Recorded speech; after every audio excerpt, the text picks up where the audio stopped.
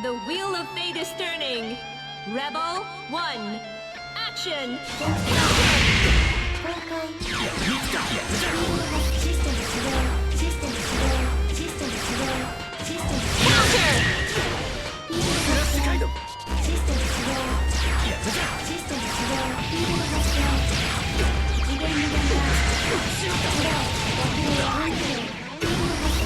Cenaly really such a gravity well, and that's going to be matching Tigran.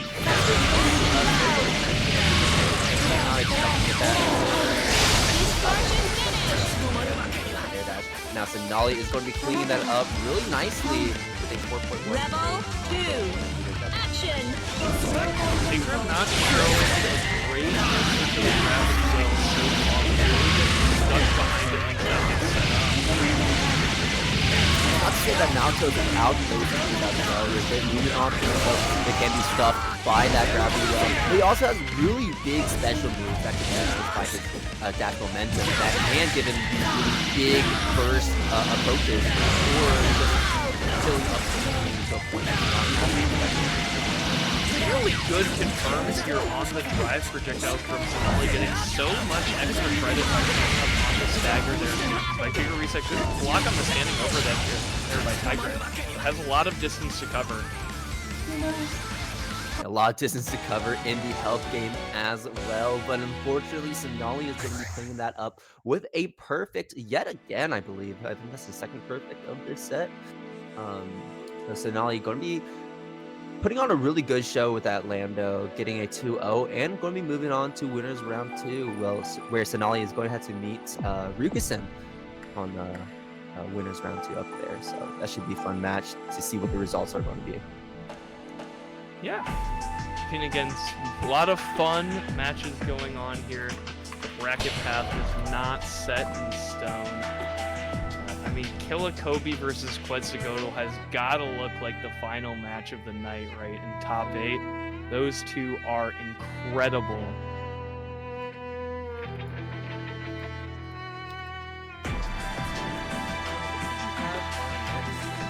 Players stepping up here.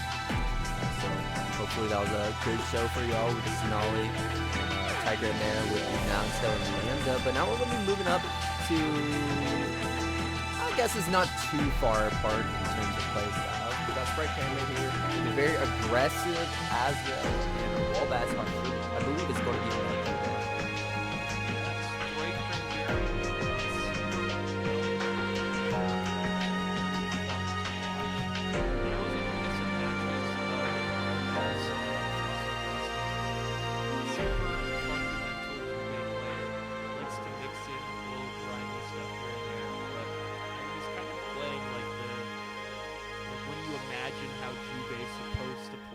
That's how walbats is executing the character.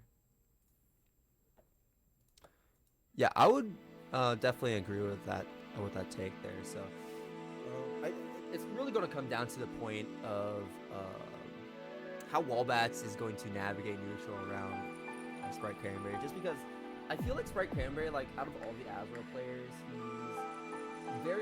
he can be very aggressive, he can be very belligerent, but I think most of all what sets him apart from other Azrael players is his patience and how he basically just blocks off parts of the screen that he knows you're trying to approach from, and then takes advantage of where you end up, and then starts getting belligerent there, where he starts tossing out those overheads and mixing you up in the process. I mean, super well played, and I think Azraels are good to do that. Like, definitely holding those things. Really good approach with that 5C, and also 6 speed is really, really rewarding when you can catch that expected air dash out that you are imagining people are wanting to go for.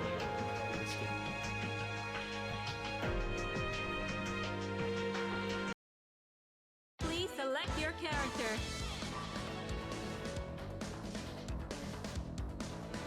Azrael, Jubei.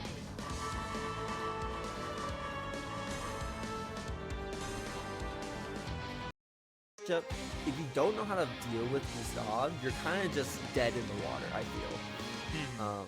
Yes. Just because it can kind of act as a free get in button, free get in move, and there's not really a lot of risk tied to it unless your opponent has shown that they can consistently IV it. Yeah, definitely need the IB or stuff it preemptively, but it's kind of a similar story to Naruto Reco 1, where even like trying to get caught in some very unfortunate situations. Definitely looking for that IB. Start to doubt yourself as strong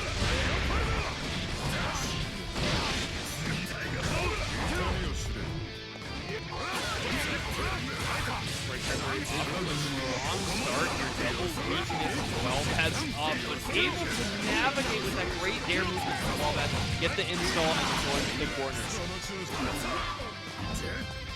Alright, I'm back. DPRC, that's going to be jettisoning Spritecranberry out of the corner, and Walbats trying to chase him back down. Spritecranberry is home free, and is playing to do something. That Walbats definitely not looking for it. Oh, there it is!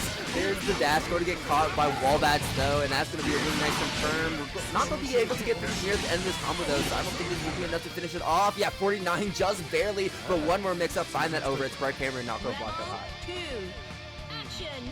There we go, going into the second round here. Walbats able to snap victory from the jaws of defeat there. And putting in the stagger pressure, saw that good barrier.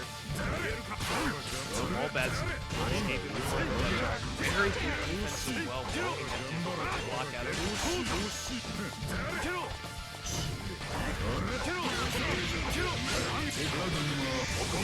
Great install. But unfortunately, going to be dropping that combo. Spritecranberry going to pop that OG. Not going to be doing anything more often outside of trying to get pressure of his own. But Walbats pressure is finding an OG of his own to interrupt that pressure from Spritecranberry. Spritecranberry responding immediately after Walbats dropped that combo. That's going to be a lot of damage as bringing Walbats to the other side of the screen. Maybe we can try to find one more opening and cash out on that low weak point. Walbats is not going to give him that opportunity over at RC and going to take him to the ball. Full damage, here we go. Walbats have got to keep this corner under control. You see that burst coming back from Sprite. They'll have the opportunity to at least get out with that counter assault and the pickup off of the backdash. Sprite is looking bulletproof here. Just needs one more hit. Dare I say, a glass cannon, because one hit away, Spritecranberry is gone, but so is Walbats, as Walbats finds that final hit. It's the mentality, Salty. Sprite, mentally bulletproof. You could see the confidence in those final strikes, the backdash catch, keeping the aggression and everything. Sprite, though, once again, will be tested. A test of courage here in the corner. They can't act like you have low health. And Spritecranberry is not quite at low health yet, but will be spending that burst like he is as he's going to try to get as much damage as possible. I'm finding a great anti-air. Spritecranberry is always really solid with those anti-airs.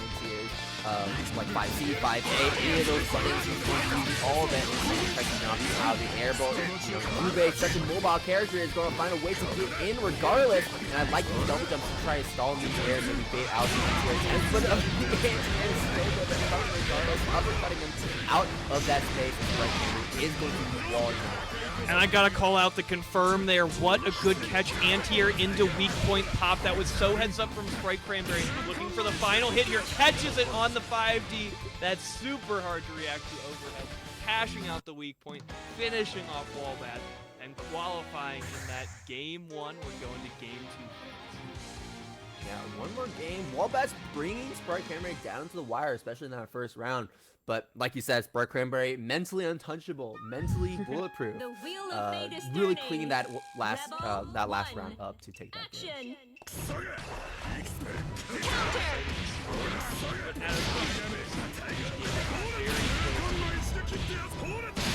Walbats, not much you can do to adapt when you're going to be eating such a horrible trade on your part.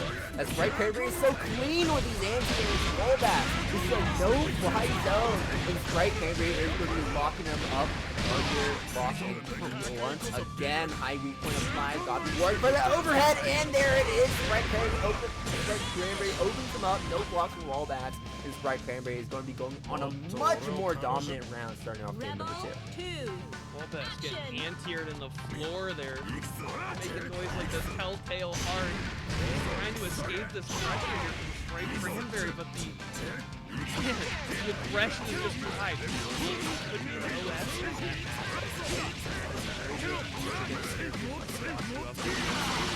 Yeah, there definitely is like that.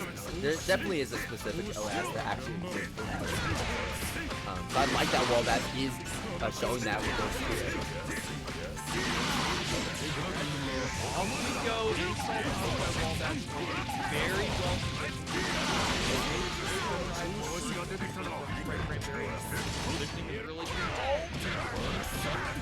Yeah, once again, Walbats here. Fatal counter, yeah, immediate burst. Spritecranberry has burst on his own, but he knows that Walbats can't kill this combo, so maybe he's saving it for OD afterwards. Or maybe I'm speaking too soon. It's looking really low. Super, but not quite. Spritecranberry, the confidence. OD on his wake up. He's now pause button, reacting to Walbats is going to do. I like that. He up to 5C, but Walbats starting to recognize what Spritecranberry is looking for. He's in the air and starting to juke them out. Rebel 3. Maybe feeling a little bit too bulletproof there. Spritecranberry just wanted to experience the Magic Pixel 8-second overdrive there. I don't blame him. Walbats as well. A lot of small damage to Spritecranberry here, but unfortunately, the confirms into combos are kind of few and far between. Walbats gonna be like doing heavy damage there. Sprite's gonna equalize it with like this combo. Equalizer. I think he's going to be going over. No, it's equalizer. No, never mind. I spoke too soon. As Spritecranberry is going to be getting on a devastating combo, cashing out on all of our resources we have in this moment. Those new points apply nearly 5k meterless, and that's going to be unblockable. Nothing Walbats could do. Yeah, that's unblockable unless you're ready for it. I'm gonna do a call on the play. I feel like if you have overdrive, you're out. Like, couldn't you just ODR that final block?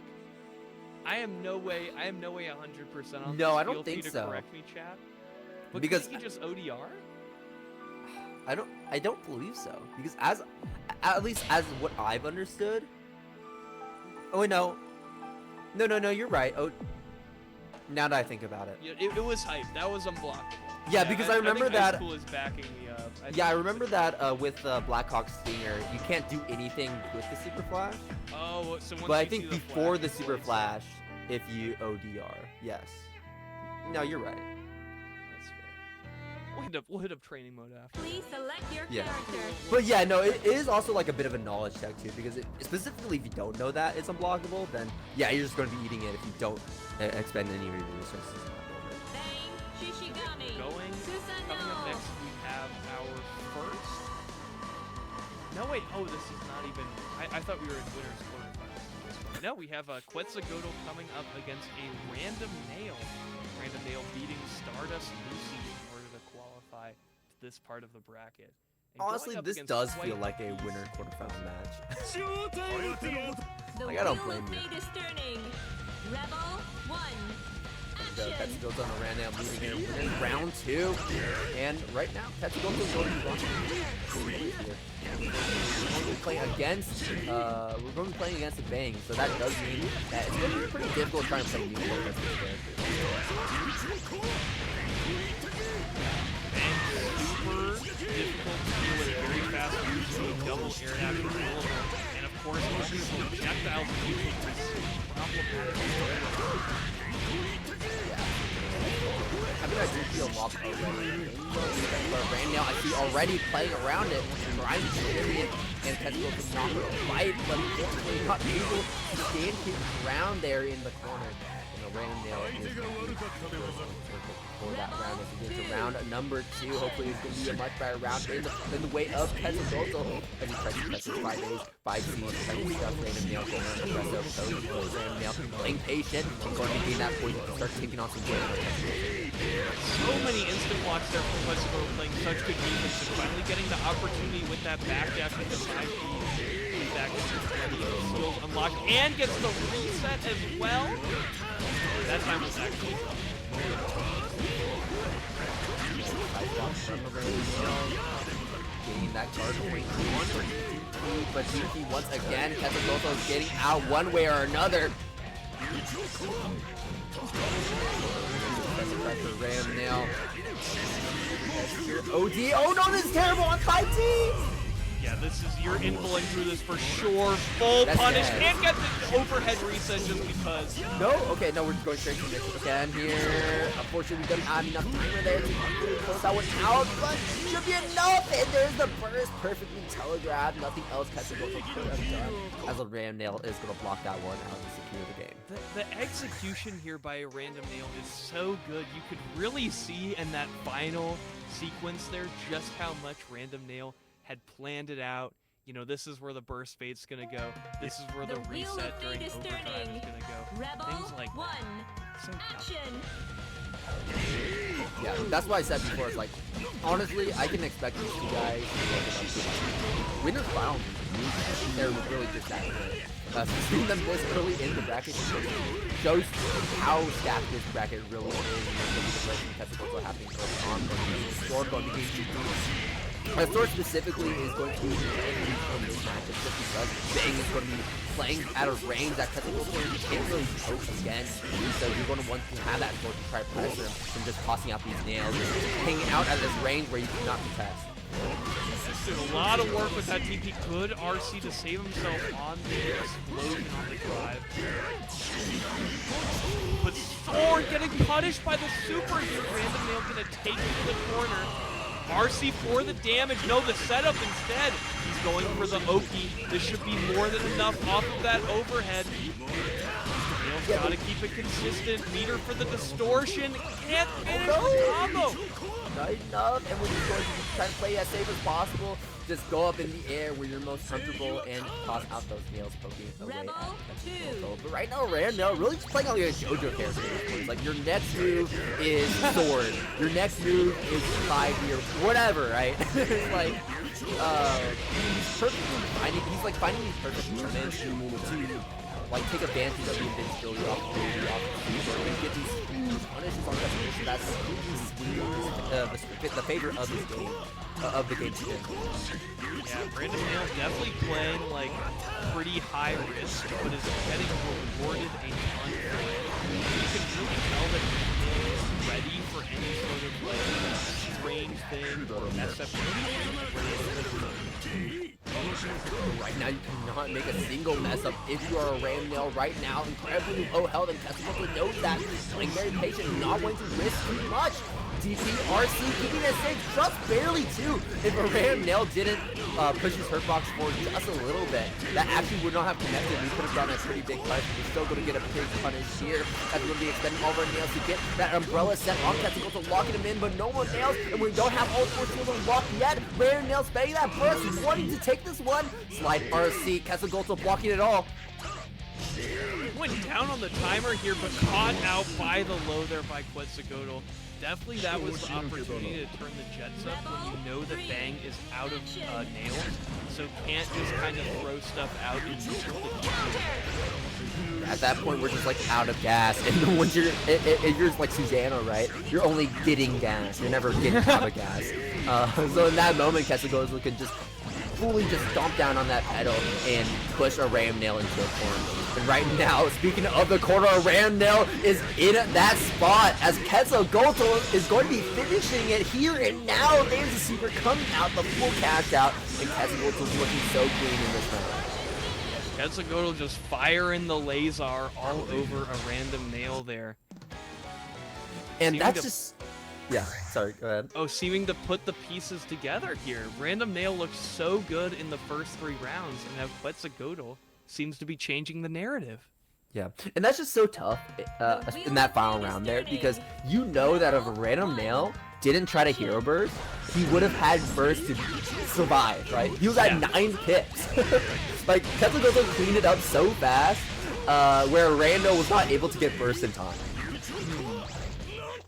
I really like the DP unlock here by Quetzalcoatl. I feel like that has been kind of the make or break with a lot of these pressure strings that Random Nail has been putting out. So I really like to see Quetzalcoatl get that early. Going to be very good for their chances to win that. Yeah, I always like how Quetzalcoatl roots his unlocks. You know, DP just being such a great defensive tool, and also a bit of an offensive tool as well. And also we have the spin unlock for the staircase combos. You know, we got, and for the mix-ups, we got the orb here, which is all around like a really good tool, especially against Bang. So far, like Quetzalcoatl doesn't really seem like he makes mistakes with his unlocks. They're all very intentional. With that round, I may be worried that the random nail that sticks up is the one that gets hammered down. Quetzalcoatl was looking unstoppable in that last round. He does have his back to the wall here. We do have full seals unlocked for random nail. Yeah, right now we're just all gas at this point with Bang.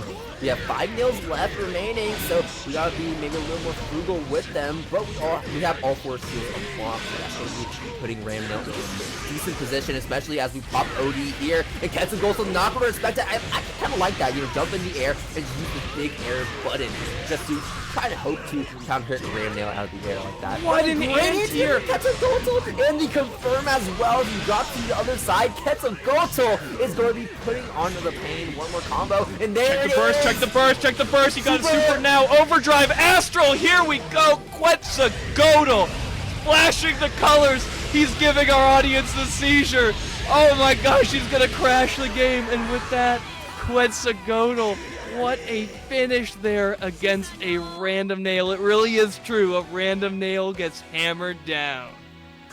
Dude, that entire time I was just like super like just going to the super. You're gonna kill regardless. But then I start to see the vision the moment I saw him pop OD. I saw the burst about to come out. I was like, oh wait, no, he can just astral here. Like he's got it in the bag at this point. Like he just wanted to astral that entire time. He just needed to find out how. Man, that was so.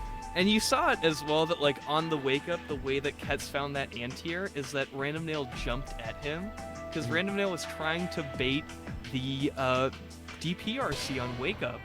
So very heads up there from Quetzalcoatl to not DP and then to know that his opponent was probably going to do something to try and beat DP and to beat that option instead.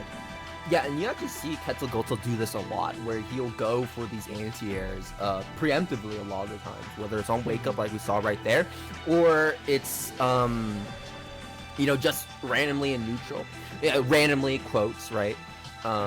Because what he's really just trying to catch out is Bang going for an IAD, right? Because, you know, or just jumping up in the air in general and trying to toss out a nail, because that anti-air is just so big, and if he tried to, you know, cross you up, same side, whatever, as long as you're in that range, you're going to be getting that anti-air regardless. And, you know, it's pretty easy to confirm off of, I would say, and it can be somewhat awkward, but it provides enough hit stun to where you can kind of see where you end up, react to it, and then play it accordingly. So really good stuff to Quetzalcoatl as always as he moves on through the bracket. But right now we're going to be moving up to winners quarterfinals with our first match of this side of the bracket here between JustATomato and Garanex. Yeah, two familiar faces to the training mode network. These two are absolute beasts. I'd say Tomato and Garanex are like my two choices of like players who can absolutely beat top players and mess up your bracket prediction. I'm telling you, like JustATomato top 8 Bossy Bastions, like come on, man. Like this guy's incredibly good. Honestly, I'm gonna say it right here. I think he's the best cogger we've seen in Boston League. I think he's just that good. You're preaching to the choir there on that one, Tomato. I totally agree with you with the Tomato mastery. Incredibly underrated. He just needs to show up to more offline. Okay, Tomato. We've been gassing him up, and now he's time to show off, folks. Take this 100-meter full spend super bunk. And with that, Tomato validating our praise. Hey, but that was only the first round, and we've seen how these games completely shift the other players' favor. So we'll see what Garanex has in store with a clean slate on the board. That's a great way to start off this round, though. Kane backing up. I like Garanex's approach right now. JustATomato gonna go for air throw, snatching Garanex out of the air, but no dice. Good flash kick. Good confirm. Walk. Heated out, and you saw the air throw after the OD. Garanex with thirsty, but it's Tomato who will go to the river to drink. His own overdrive popped instead. Huge counter hit starter here for Garanex. Yeah, taking him to the ground here. That's Garanex up good. Overhead block on the default against Garanex. Garanex trying to slip out, and that he does.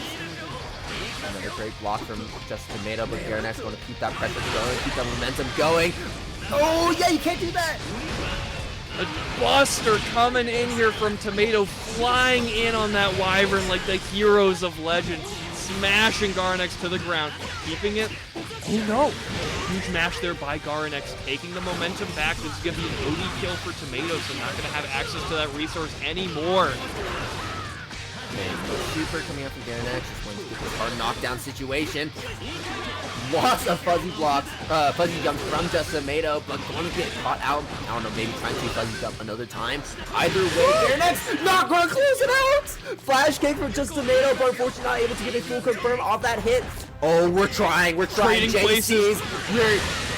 We're just swinging. Just wake up, Super Tomato. You can't barrier. You can't get chipped. You can't block anything, Tomato. You have no other options except to boss up. That's the rule number one, folks. Always boss up. Yeah, I think you're right? Just the full screen super would have gotten. Could you believe that? Had no barrier. No health to take any chip damage. A single chain, a single special move would have been the end of Tomato. But just kept the dream alive and somehow managed to navigate everything that Garanex could have thrown out. Alright, but Garanex going to be throwing out the kicks, the punches here, starting off in game number 2, looking to make a different, looking to make a different ending for himself here. Once again, tossing JustATomato into the corner and gaining a huge lead against him.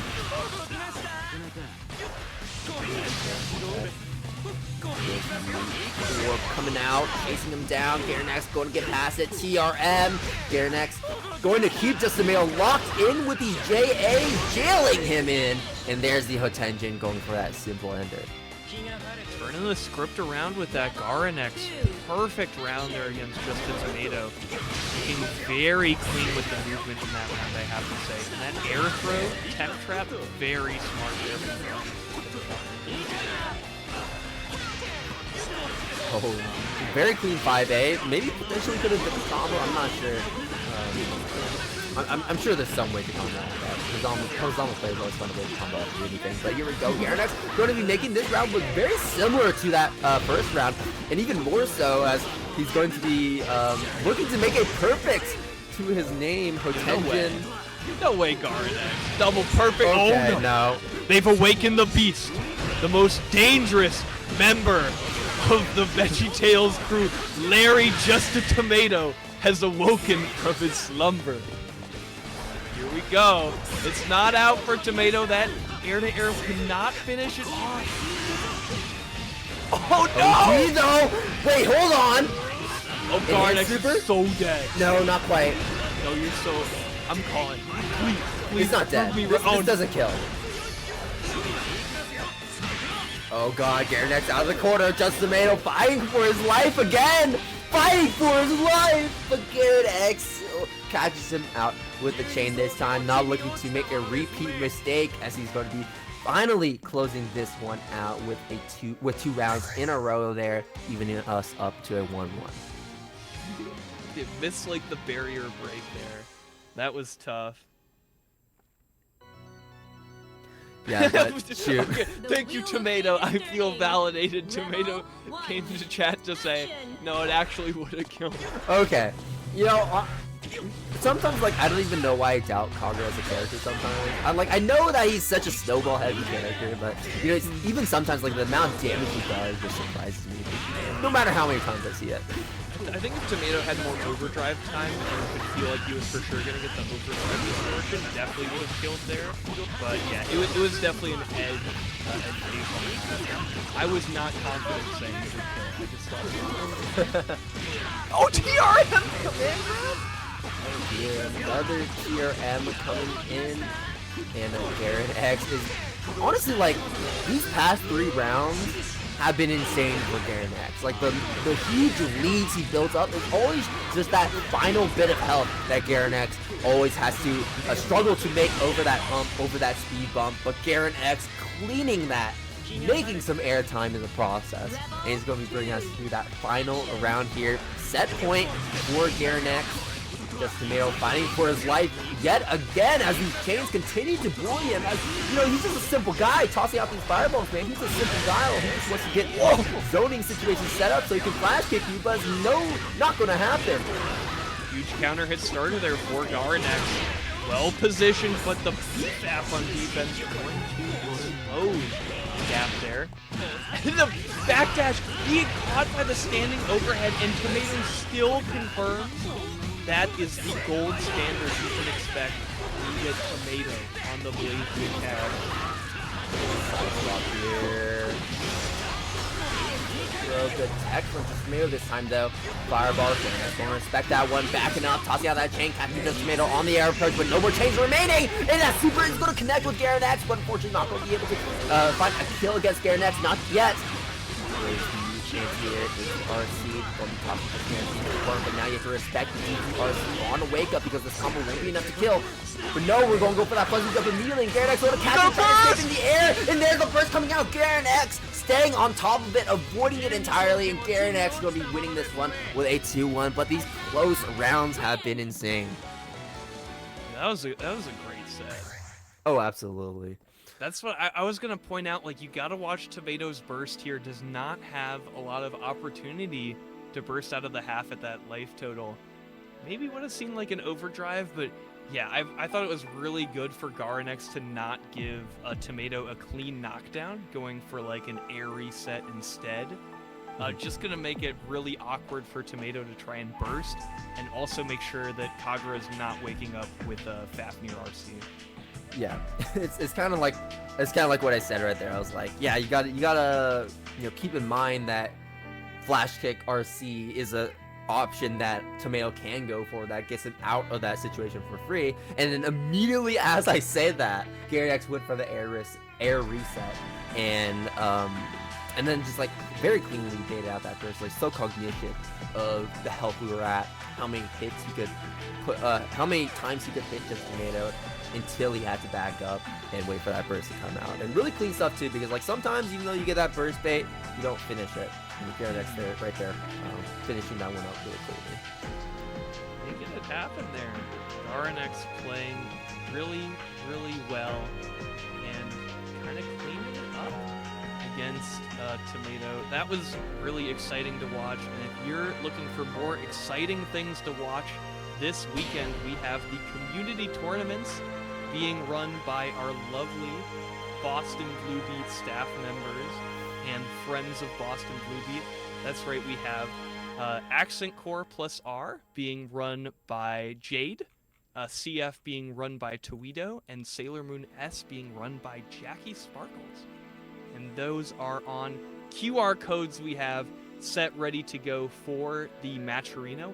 And additionally, if you are attending Combo Breaker this weekend and would like to sign up for any of these open bracket tournaments, know that the registration does end May 21st. So get on that ASAP. And next up, you got to get on this one ASAP as well, as we have Boston Blue Beat Beach episode this summer, July 19th through the 20th at the Westin Waltham. And we're going to be having a ton of games that you would normally see here at Boston Blue Beat, plus some more. We got Tekken 8, Street Fighter, Fatal Fury, BlazBlue, Sailor Moon, and all the Guilty Gears, as well as all the other games you see on screen here as well. So if you're interested at all and you want to be seeing some good BlazBlue, good Guilty Gear, good Street Fighter, good Tekken, good fighting games in general, you got to make it out to this weekend. And you can see the hotel entry right there, so you can go ahead and sign up and get on board here, because Boston Blue Beat always making really fun local events, just like their local that's going to be coming up pretty soon here. I don't know when it actually, no, I don't think you have that one yet, but yeah, make sure you also go sign have up. Side, Super excited for Beach episode. We have side events for that as well. Just opened up the registration for those recently. We will have KOF, Wonderful World, Idol Showdown, Virtual Fighter 5, and Vampire Savior. Those pre-registrations have just opened up recently. Man, I am so pumped for Beach episode. Yo, I haven't booked. I have to do it soon, but I have to book my Amtrak to this tournament. Finally, that East Coast tournament. Don't have to fly for it. Don't have to get on an airplane. And with East Coast Throwdown, being canceled this year, if you gotta get that getaway, get some New England vibes, Beach episode is gonna be your place to go. I'm gonna try to make it out this year. No guarantees though. Unfortunately, I'm going to a lot this summer, so we'll see if I can make some time for Beach episode, or if July is gonna be a bit of a break week, a break month for me. I have no ground to stand on to you to chastise, because I still haven't been to a Texas Throwdown. So. Yeah, oh, you didn't even say its name correct. Texas Throwdown? Come on now. This tournament, it's one of the oldest tournaments around, man. You call it Texas Throwdown? Oh, it's TXT. No, it's Texas Showdown. TXS. TXS. Yeah, but Boston Blue Beach episode, or honestly, Texas Showdown. I think those are speaking of those two tournaments, I think those two tournaments are very special nowadays, especially in the context here of BlazBlue Central Fiction, just because these are I believe just the two hubs of BlazBlue in the States. I think at this point, Slashback has their thing, but I think the communities around the game are just so much stronger in these two areas, and I don't feel like that is a weird thing to say. I feel like that's backed up by a lot of evidence. I mean, Texas Showdown, even the player count went up. It's a 10-year-old game at this point. Rollback's way in the past at this point, and the player count went up. So, and it's just been a consistent 40 to 45 players for 3 years at this point. So it's just really cool to see. I'm looking at the stream right now and realizing the answers were on the walls in the test. Your picture, I can read Showdown in the background of your profile picture. That's true. I'm using a very old photo of this one. What was that, 2022? So 2 years. I guess it's not really that old. But anyways, here we go. We got Cenaly and Dark Souls 2. I'm not going to talk about their ages. We're going to be talking about their characters. As we have Lambda and Platinum stepping into the stage. Dark Souls 2, a classic, and Cenaly right now on a tear in this bracket so far. Yep. Upset there over Yukasim, taking it in a close 2-1. Definitely, I would feel like Hakumen players would complain about the Lambda matchup, but maybe Yukasim was playing Tau. Yeah, maybe he was playing Tau. I was about to say, sometimes he doesn't even play Hakumen. Honestly, I feel like he plays Tau Kaka more than he plays Hakumen. He plays Hakumen at locals at least. He beat me up on Saturday with Hakumen. So. Well, I'll ask him about that next local then. Get the Ryukasim speech. Yeah, we'll see. Alright, Secret comes out from Dark Souls 2. Has the enhanced cat hammer, so that's going to be very useful. Good block on the overhead as well, by the way. And now Cenaly instantly respecting the hammer, playing out directly outside of this range. I like what we're seeing here. I mean, we're just on the run. We have 2 stocks remaining, and Cenaly is terrified, and this is why you should be terrified. As Dark Souls 2 is going to be opening up with the slide, getting some nice confirms with the hammer into the super. This should be enough to kill, and that is going to be plenty. Dark Souls 2 really cleaning that up, and that super right there with the cat hammer was just a huge momentum shift. That suddenly Cenaly had to be so much more careful about how he dealt with Dark Souls 2. Getting hit by a lethal blue beat combo is Hey, I watch CEO. I'm used to watching that now. Well, Cenaly cornering themselves really quickly. They're showing the just the terrifying presence that Dark Souls 2 has, and really keeping this corner under control. Just no items or nothing, just the stagger pressure from Dark Souls 2. Just keeps on going. There's the throw. Reset us once again. Cenaly just not going to be building up enough burst to get out of that and that entire sequence that Dark Souls 2 put him in there. I mean, what was that, like 4 touch right there, and Yeah. that was it. Very clean play there. Keeping, or, you know, establishing corner positioning really early, and then just riding that The towards the wheel end of of the fate game. is turning. Rebel Lambda does, 1. you know, succeed in multiple different ranges, but she definitely does not want to have her back towards the corner with flat back towards her. Yeah, especially because like one of her best defensive options backs her up, and like puts you at like a bit of like a weird place where like opponents can't really punish it effectively. And I like that weird like up left diagonal. Yeah, so like you said, you don't want to be back up against the wall, and Dark Souls 2 is putting in this exact That's where situation. exactly where Again, Cenaly is right overhead, now. hidden check. There's the bubble, getting that confirmed. Dark Souls 2 has the super in the air once again. This should be enough. Yeah, there it is. I mean, no blue beat this time. Much cleaner compared to that. Regardless, second verse, same as the first. Open! We got some good momentum here from Cenaly, but Dark Souls 2 putting a stop to it right away with that block on the standing overhead. Yeah, I mean, like, instantly, I think the big thing that we're seeing here is Dark Souls 2 just knows how to play against Cenaly's offense. Like, we are blocking everything. We are not getting touched. And that is just so difficult to deal with as a zoner because it's like, what then? Yeah. Like, you can't open them up. Can't zone them out effectively. What are you supposed to do? I mean, look at that. We're going for so many of these overhead attempts. I feel like Dark Souls 2 has blocked every single one of them. Yeah, Cenaly's gonna need a little plan C here, because plan A and B have both failed so far. Improved treasure chests, not gonna do too much here for Dark Souls. Just get eaten alive by those wheels.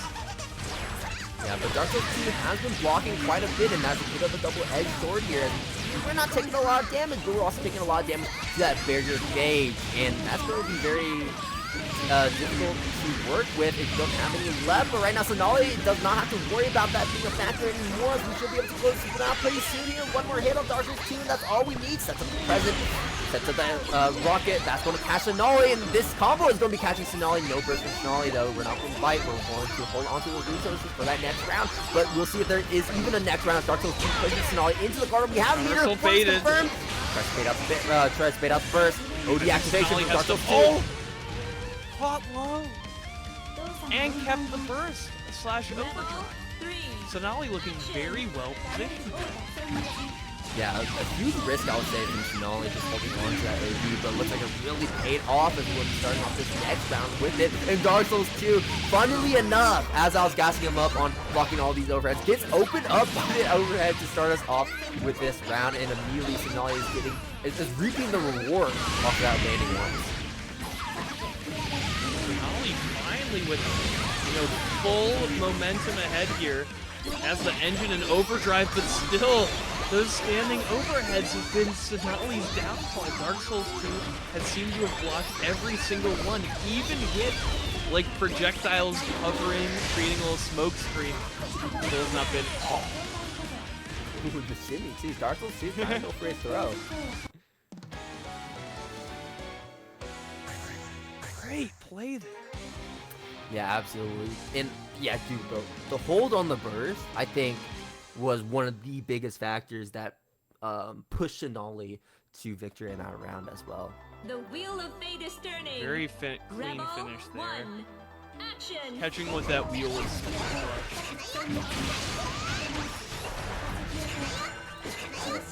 Let's go. Claiming a state once again. We're tied set at this point, 1-1. One more game to go. Dark Souls 2 now starting to show some cracks against this zoning that Cenaly is representing. There's the throw. Dark Souls 2 going to get popped up high and sent to the corner. That cross under was so clutch there. And now Cenaly really well positioned, but the wheel does not hit meaty, allowing Dark Souls to smash out with a huge starter and going coast to coast on it. Back to full screen, but not for long, as we made a huge whiff that allows Dark Souls 2 to take his turn back in even a more. Oh, I thought we were in the dead spot. I thought that was gonna whiff. And I mean, kind of did whiff mixing the pickup there, allowing Dark Souls 2 another opportunity. But luckily for Cenaly, not going to be punished for that error, but now getting hit with a fatal counter on round start. Dark Souls 2 keeping the momentum here. Wants to catch your roll out.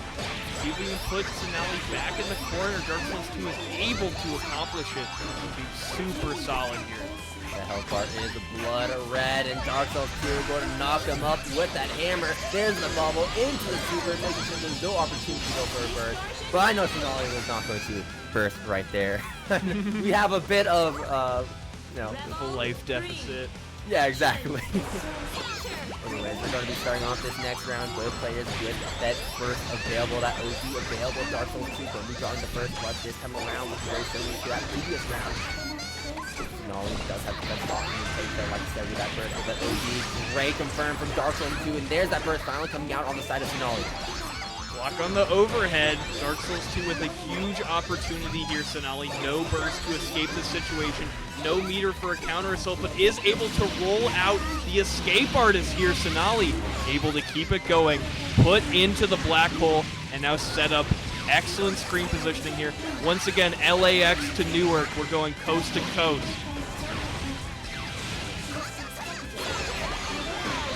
Confirm coming in. Dark Souls 2 should be able to clean this one up here. Cenaly, no burst, OD, but we dropped the combo. We could have used straight to super and got it the kill, but now we're really paying for that. There's the super into the RC trying to extend that combo, but we're going to drop it. Dark Souls 2 still alive, and that's going to be it as we swing the bat and get that home run. Cenaly going to be dropping down to the lead side of the bracket.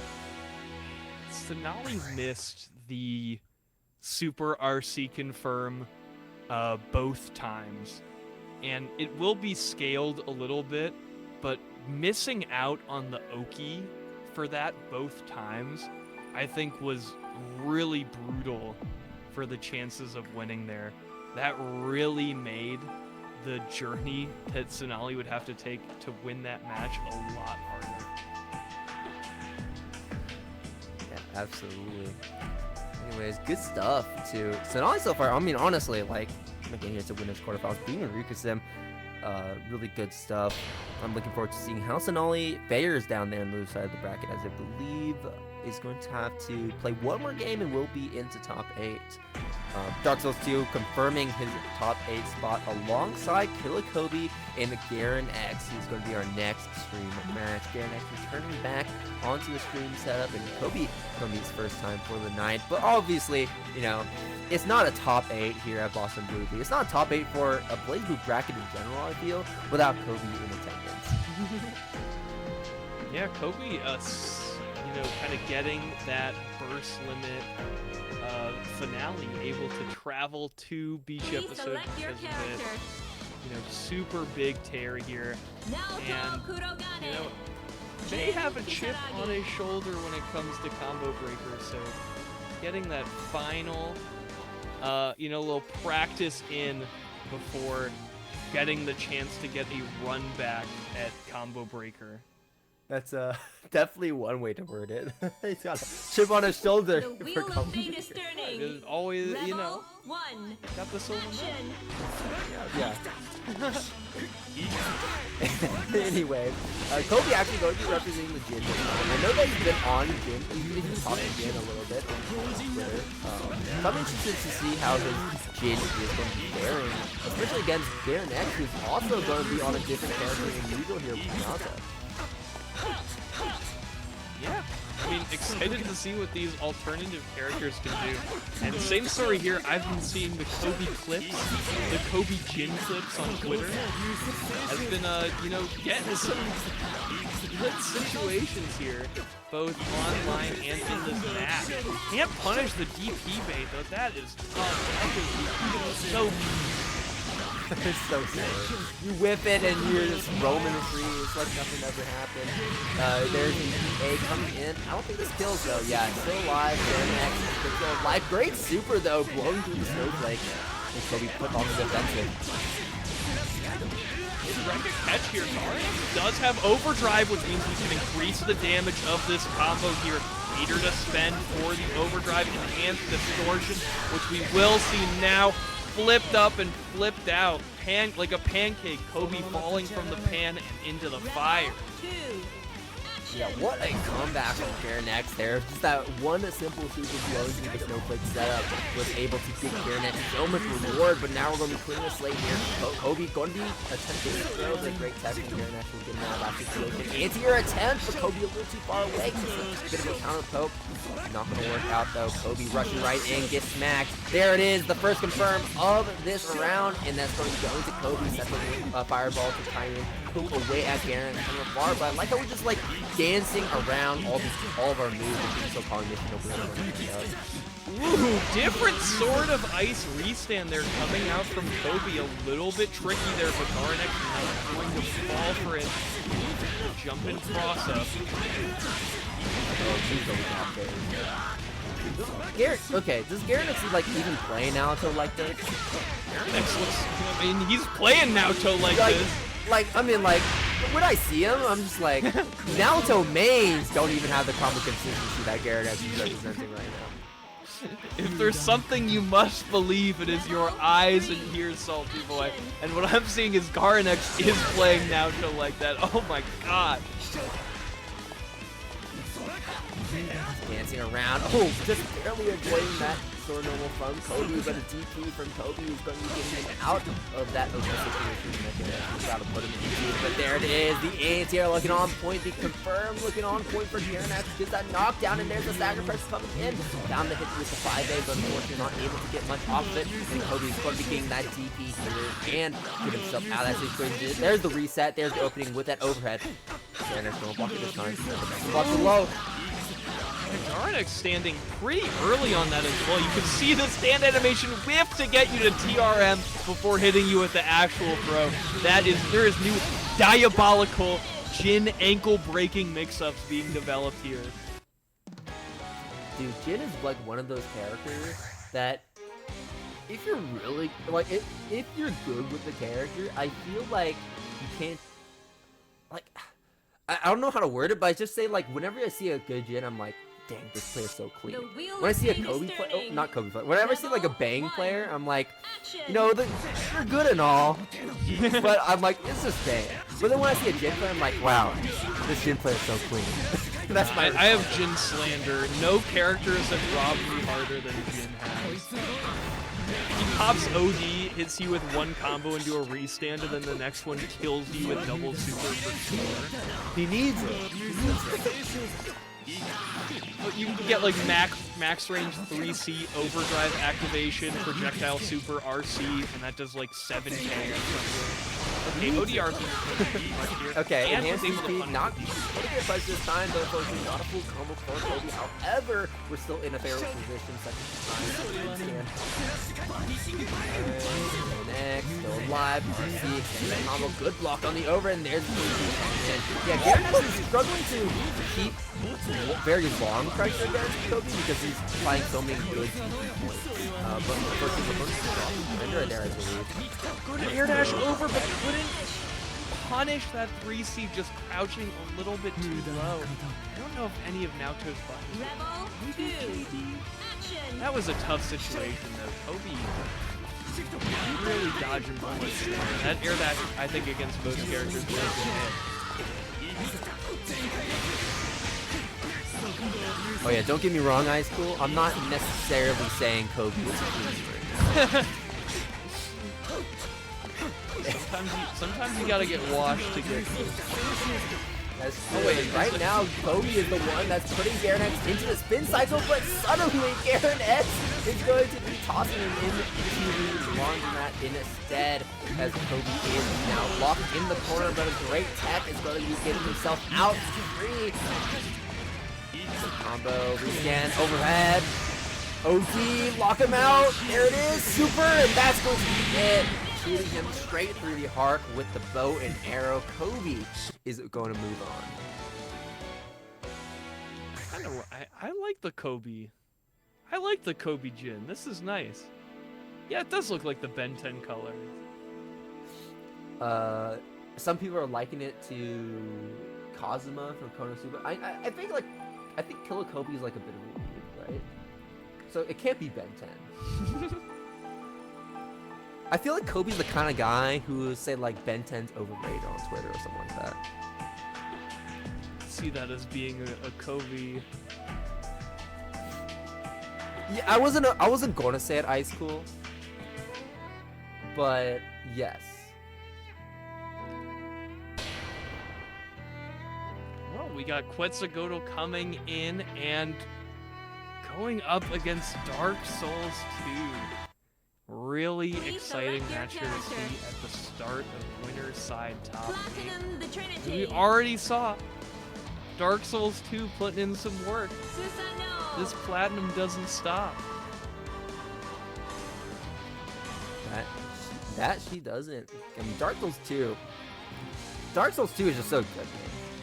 I love watching this guy play. Platinum is already such a fun character to watch, and he really just amplifies it. But I feel like Dark Souls 2 doesn't really have the best win rate here against Quetzalcoatl whenever they get the bracket. So we'll see if anything changes here as Quetzalcoatl is looking to win this one and bring himself to Winner's Finals, where he's going to be maybe needing to process.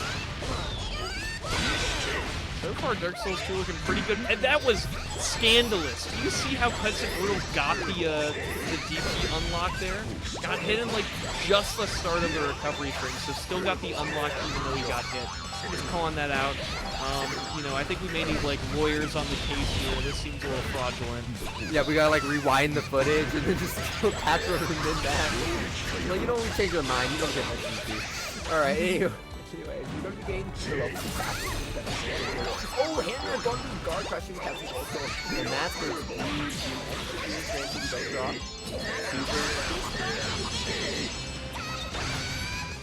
putting the hammer time on. Man, if only we could see Dark Souls 2 versus a random nail, then we'd really get the hammer. Low overhead. Dark Souls 2 being snapped by us. Being snapped on top of Dark Souls 2 right now, but a wonderful escape! Oh, they call Dark Souls 2 the Houdini of blazblue. He's rolling through like Quetzalcoatl's Dark Souls boss. Got the invoke, jump on the God Press. You never catch Dark Souls 2 lacking. We're getting ahead of ourselves, man. We're getting ahead of ourselves. You would never catch my goat, Dark Souls 2 lacking. Ooh! Slide head with the hammer.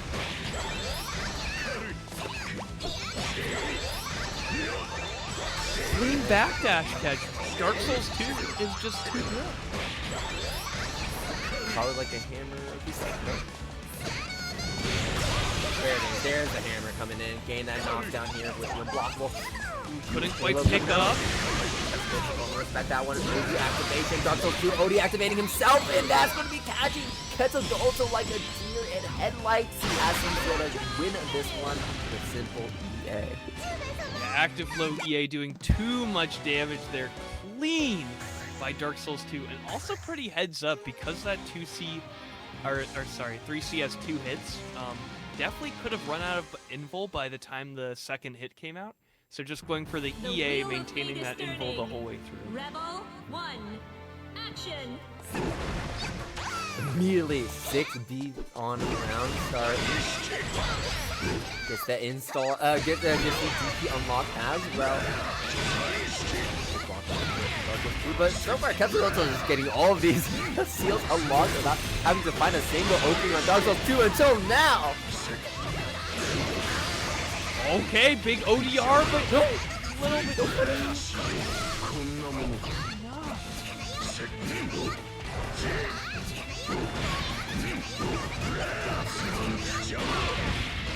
Nice.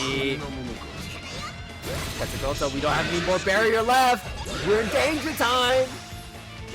Still gonna go for the install regardless. We have the bombs. This is not gonna help you out when you're stuck here against the corner being covered by these 6 beams. But Dark Souls 2 is going to be doing very similar escape to how you escape the corner against Quetzalcoatl, looking out like a bandit. But Quetzalcoatl is going to be spamming that burst so he can really push the offense once again. Dark Souls 2 though, finally a great opening of his own. No way. Those install bombs to set up here once again. His Is OD even enough here? Susanoo's a chunk. No, it's not enough. It's not enough. Install. Oh, I got the hammers. Unblockable. It's a bomb. Dark Souls 2 looking so clean. Is this the comeback? Bro, no way. No way. Bro, safe side. Speaking of the spin cycle. Oh my god. Oh, Quetzalgoatl got put on heavy duty right there.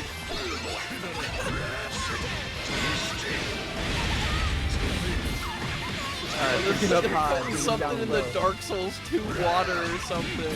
He got mixed up in the cauldron right there. This is PvP, this is performance enhanced platinum. Oh, but Dark Souls 2 is expended too much of his energy at one time, and now he's just folding to Quetzalcoatl in this round. But okay, we still got one more round to go. We're still on set point, by the way.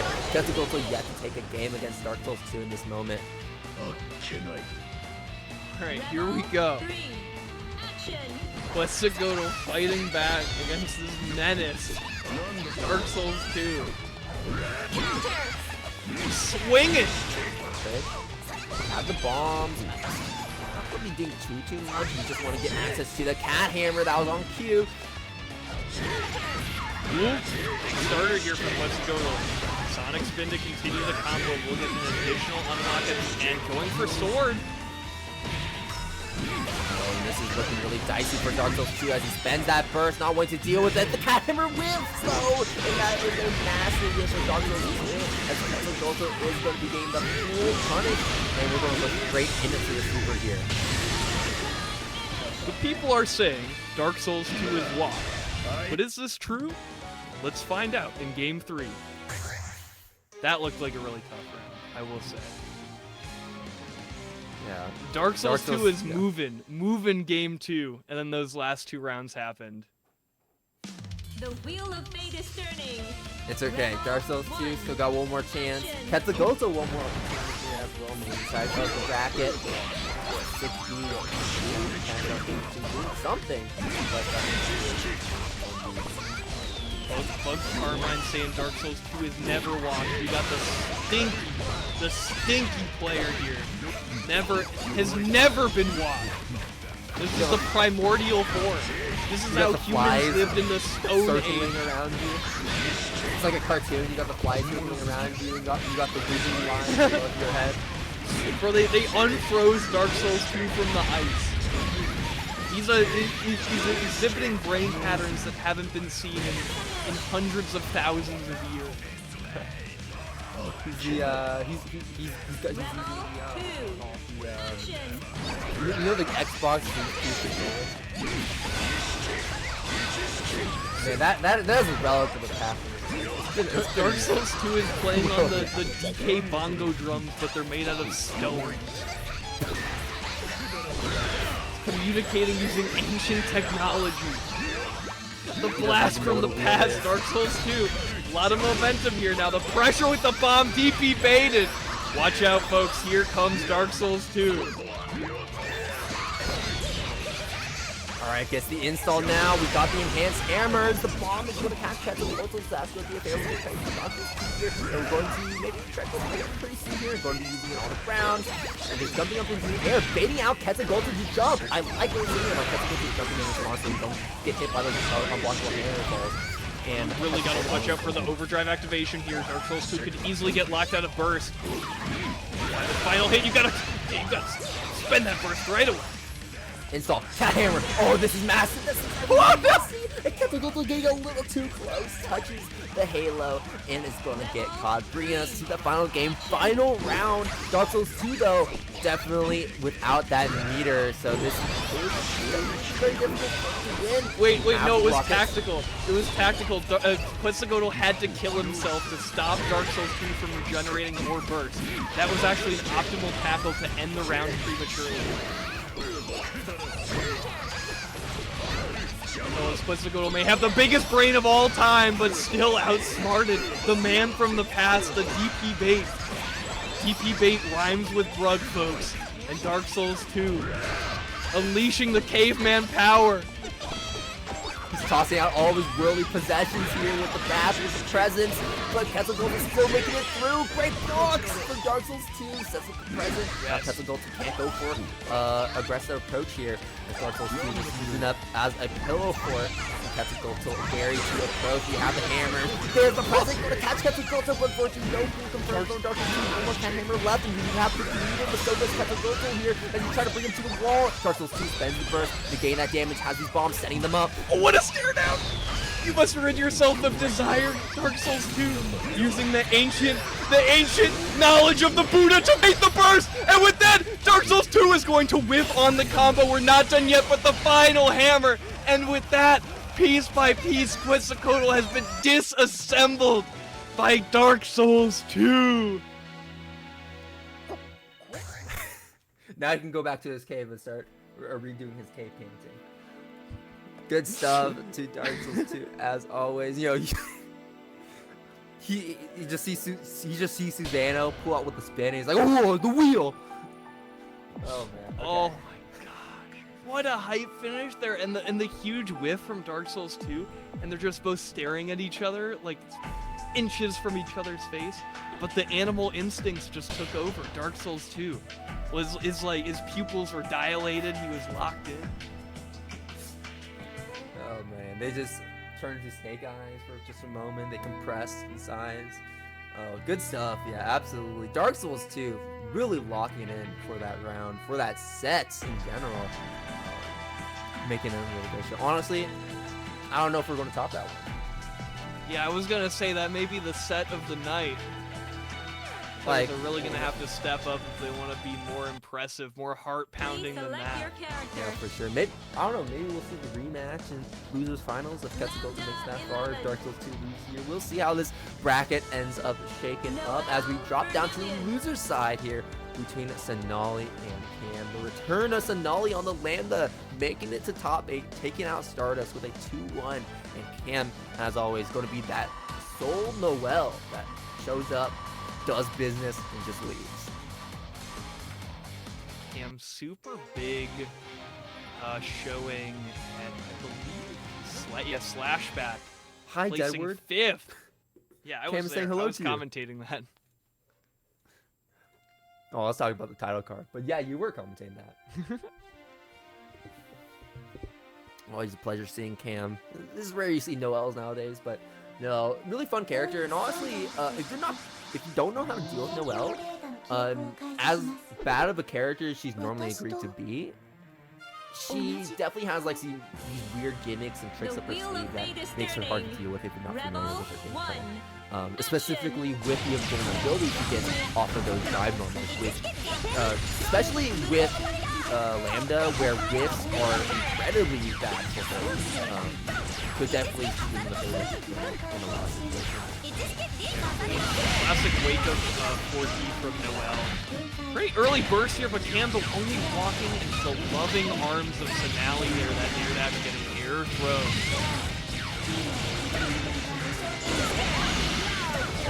Counter hit for Cenaly. That's straight out of the corner. Cando able to find a big hit until now. Just unfortunately drops it as Cenaly goes flying to the other side of the screen, where Cam definitely did not intend for Cenaly to be. Pretty promising though. Cenaly's defense looking pretty good so far. Did block the first standing overhead of the set. Seems pretty good. The Joker 5 neutral. Overhead. So block that overhead though first from Cenaly coming out. Firm here from Cenaly. The corner we go. Put the wheel on for Oki. Pretty dangerous there.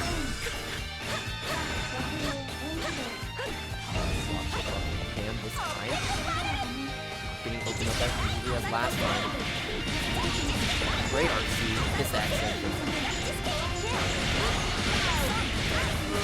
Play here from Cam so far.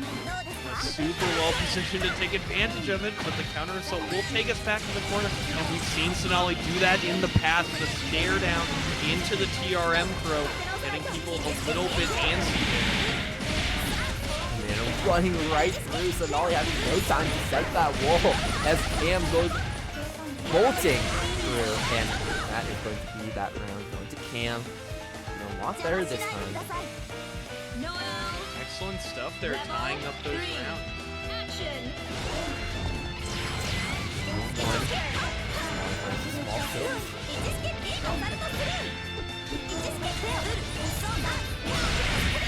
Oh, lean over with the drive there and beating what looks like the 2-2D there from Lambda.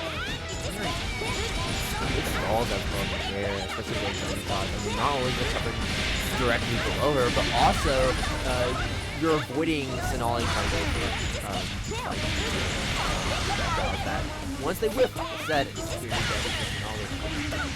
Once again, Cenaly really good blocks on these standing overheads, but gets a little bit ambitious, and Cam really calling out that approach with the air super, putting out a huge stop sign and suppressing fire to keep Cenaly out. Definitely very solid game one. Going to Cam here. Always putting on a strong showing with the Noel. As we're going to get into game number 2. Cenaly looking clean in that first round, but unfortunately not able to get that same flame as we saw there in those latter 2 rounds. So see, I think shakes up, change the colors once again, back to green, back to Old Faithful. Wheel of Fate is turning. Rebel 1 round start. Was it going to be Cenaly backing up? Cam backing up, and Cam sniping Cenaly. That's great. In the process. And that's one of the big things too. Is like Noel does have limited range, but he also has that full screen that can keep Cenaly. Yeah, definitely a nice little anti-zoner tool. Oh, big overhead starter here for Cam. Gonna be keeping the pressure up, has a really good corner because no burst available for Cenaly. With that, Cam gonna clean up another round here on loser side top 8. Elimination point right now for Cenaly. Yes, right now what it seems like is the moment that Cenaly is put on defense, it's really starting to struggle. And also another thing too is that Cenaly does like to take to it very often, and that can be difficult when you're playing against a character like Noelle because she has some of the best air normals in the game. I would say, and there we go, hit him with a Amelia 5D, and Cam is going to be knocking Cenaly back into the corner. OD activation from Cam, and he's going to back this one up. Oh no, This is not looking like. Who knows? No, I think we're definitely decent. We're not going to be or no. Like sometimes it's so funny seeing people see flashes going. It's like, wait a minute, we're playing a game. We're seeing an actual problem. And then just stop. Look at these blocks. Oh man, you know, it'd just be like Ragnar just doing 5D for full screen. It's like, isn't that just like normal Ragnar things? Like, this doesn't look that odd, does it? We're just pressing 5A, we're doing like JCs up in the air. It's like, that looks about right for Ragnar. Yeah, putting out like a 5B in neutral or something. Yeah. Yeah, 5B to deal with Tager's full screen options. Yep, obviously.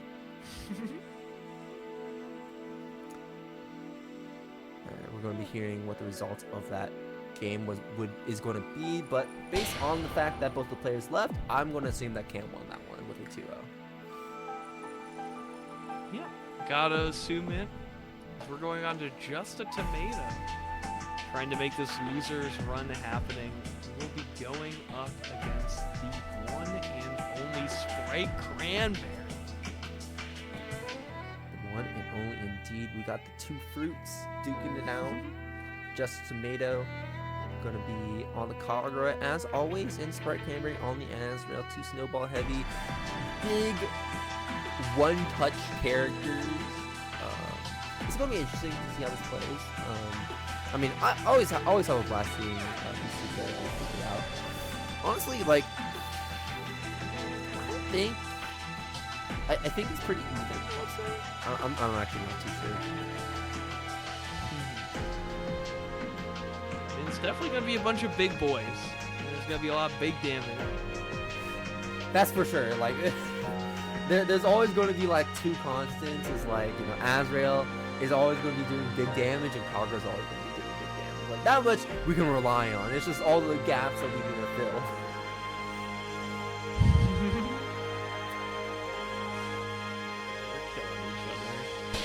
Killing me. Where's Spritecranberry? Oh, there we go. You know, got Azrael here, where he like, you know, he doesn't have 2C, but he's got 5C, and that's essentially a sword, right? He just turns his jacket into a sword. Azrael 5C is crazy. So good. We got Gustav, we got Wyvern. I mean, when you really think about it, these characters are pretty similar. They both got a DP. The wheel of fate is turning. Come on now. Rebel There's no difference. They got a DP, they do big damage, they got long range. But okay, awesome. We're immediately going to be starting off with the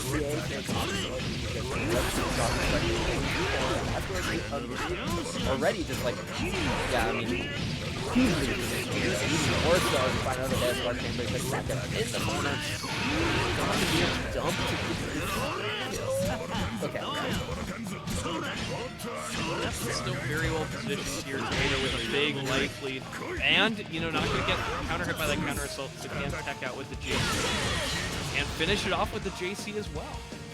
Yeah, but before I so rudely interrupted by that EA, I was about to say, like, JustATomato, when you're playing this game in Azrael, you have to be very wary about how you use PC, guys. Because not only do we have right over as that's pretty much it, but we also have access to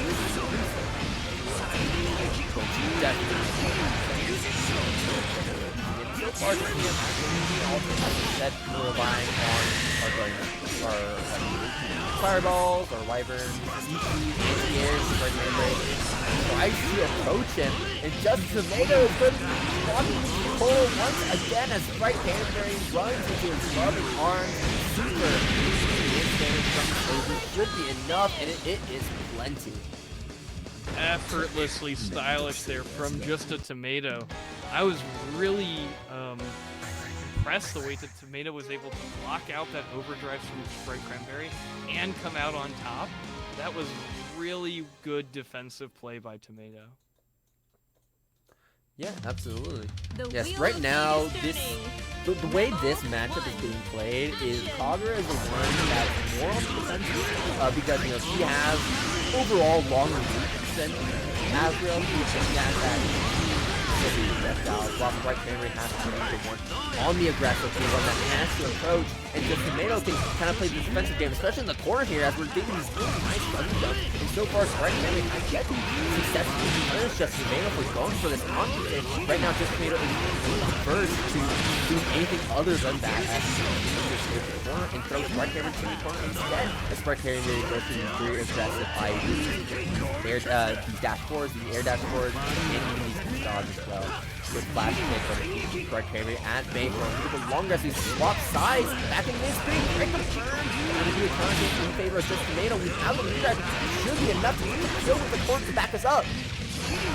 25 on the crush trigger, but Sprite is going to jump out. But great mash there on the dash through by JustATomato. Rebel 2.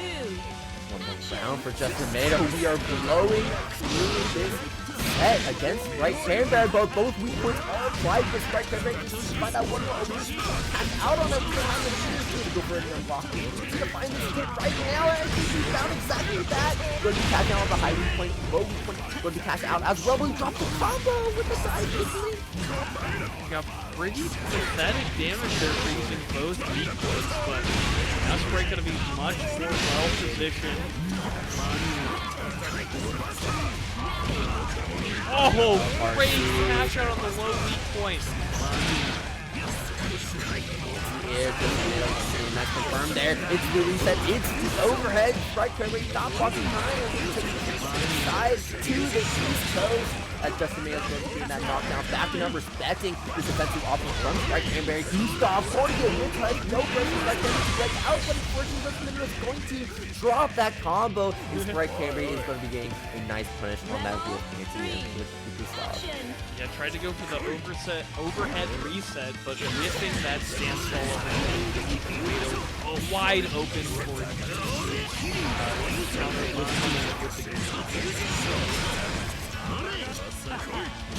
down a throw attempt, but Spritecranberry is going to find his way out. Just spending that OD, but that OD timer is going to be taken all the way down. Spritecranberry found Angie, but unfortunately no full confirmed off the remaining back up outside that easy range, blocks the flash hit, but unfortunately cannot get a follow up on that. To maintain this pressure on JustATomato as he left to block all this until now. There's a flash hit, finding a nice counter hit.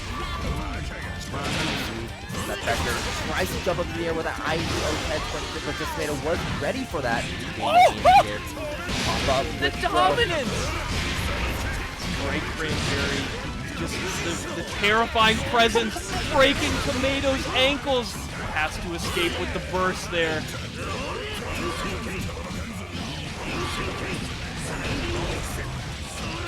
Don't have the corner though, so don't have the meter.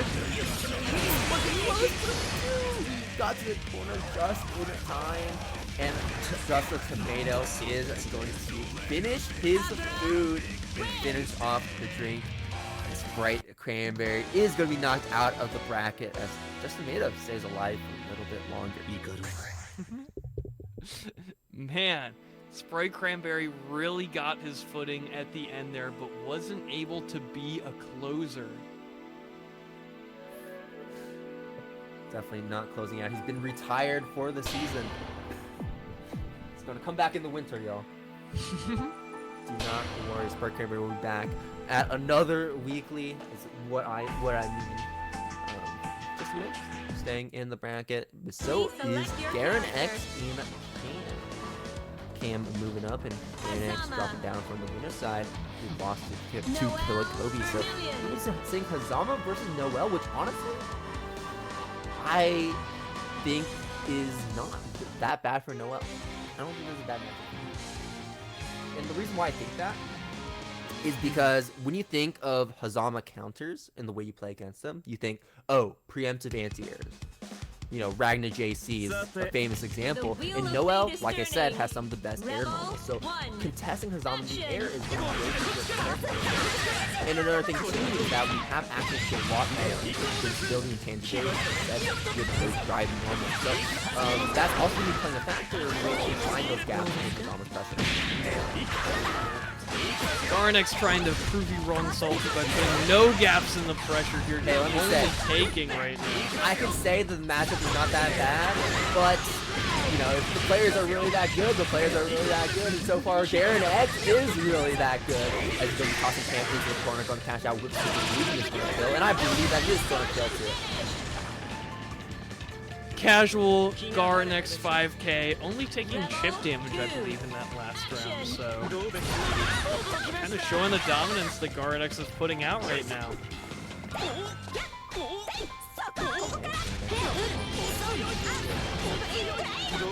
Right now, this is like I think it's one of the things that kind of sets good characters apart from not as good characters is how you deal with the system mechanics of the game.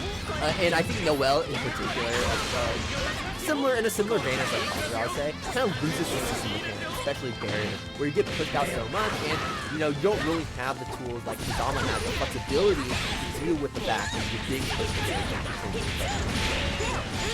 Also pretty canned mix-up. There's a lot of situations where you can only do like one or two things. Like we're already seeing Garanex block the block. The hits just keep coming, and now Cam back with a big win of his own. definitely looking a lot cleaner. Struggled a bit with trying to maintain offense for a long time, but it was how Cam ended up rebounding because Noel's ground movement is so good that, even if you move, like if you try to jump in the air, Cam can just instantly shuffle to where you're going to be at next, and then instantly be ready to start a new string of offense. But like you said, Noel's offense is pretty canned, and Garanex so far has been showing really tight defense with dealing with that and calling out his overhead, calling out those resets especially as well. Oh, Junk's not gonna quite work. Oh, he did the follow-up, the trade. Garanex able to convert off of it, and of course, why wouldn't he? That potential get done is so long. That was a reset, right? There's no way that did so much damage. I believe it is, because I think we lost the combo counter at the end of that. Yeah, I believe so. Like, Hazama doesn't really do a lot of damage on his own. Like, it's so funny, like, seeing people say sometimes, like, Hazama's a high damage character. Well, he can do high damage, but most times that's not really the case. In that scenario, definitely not. Like, the starter wasn't that good. Come on now. Yeah. Oh, just trade Hotenjin. Better than that.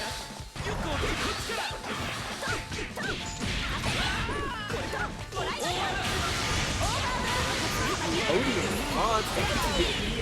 Yeah, we're not gonna play with mine here. Down with the rail cannon. And it's not taking that much damage for how lengthy that animation is. Caught by the hand grab though. Reset incoming. I think? No reset. Alright, just going to knock down Garanex. Backdash, wait, was caught by the 5A, but no ball for Cam. They get to the ground really quick there with the chain. Garanex back in position here. Does have to watch. I think Garanex is in range where a wake up super weak. So does have to watch out for that overall. KD! Gaining blitz from above. Cam is looking real clean. That's going to be one of the different things that Garanex is going to do as well.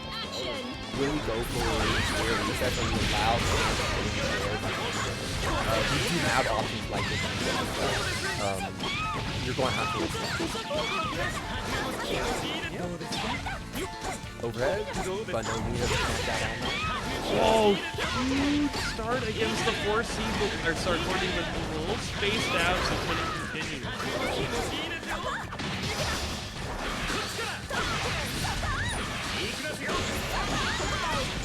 Like I said, shuffling around on the ground, waiting for Garanex to fall to the ground. And find that opening on Garanex. In the corner here, locked in jail. Good block so far. Continue good block. We're blocking all these overheads. Reverse fade there. Garanex gonna lose out on quite a bit of damage because of that. Finally getting the counter assault out. That's where we go.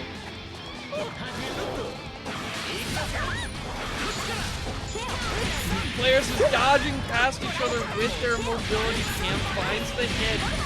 The first though. Be enough to get the round. OG activation.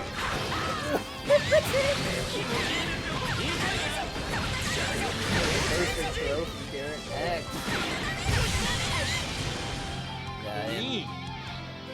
Garanex definitely is like, and that the situation became somewhat scarier too, because like the moment Hazama goes into OD, that's where all the defensive mechanics come online, and that's where you start. You can't really run pressure on him like no, especially with that light shield. We'll just amplify the They're gonna catch their no 100 coils reset though, so he's gonna live another day. Oh, excellent JD catch. Super solid here.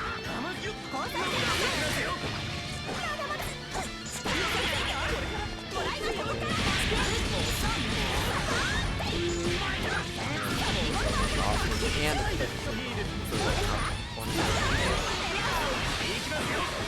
taking down with the chain again. He's backing up. With the whiff. Kind of finding all these stray hits, but no one can convert yet except Cam. Huge hit will get bursted. Still can't find a hit. Counter assault, spending the last bit of his meter. Cam could have the attention, but that's what goes in. Catches Garanex. Rolling through that mid, and with that, Cam going to secure that game. I told you, man. Noel Hazama is not that bad. I believe in it. I truly believe that to be the case. Living on a prayer here.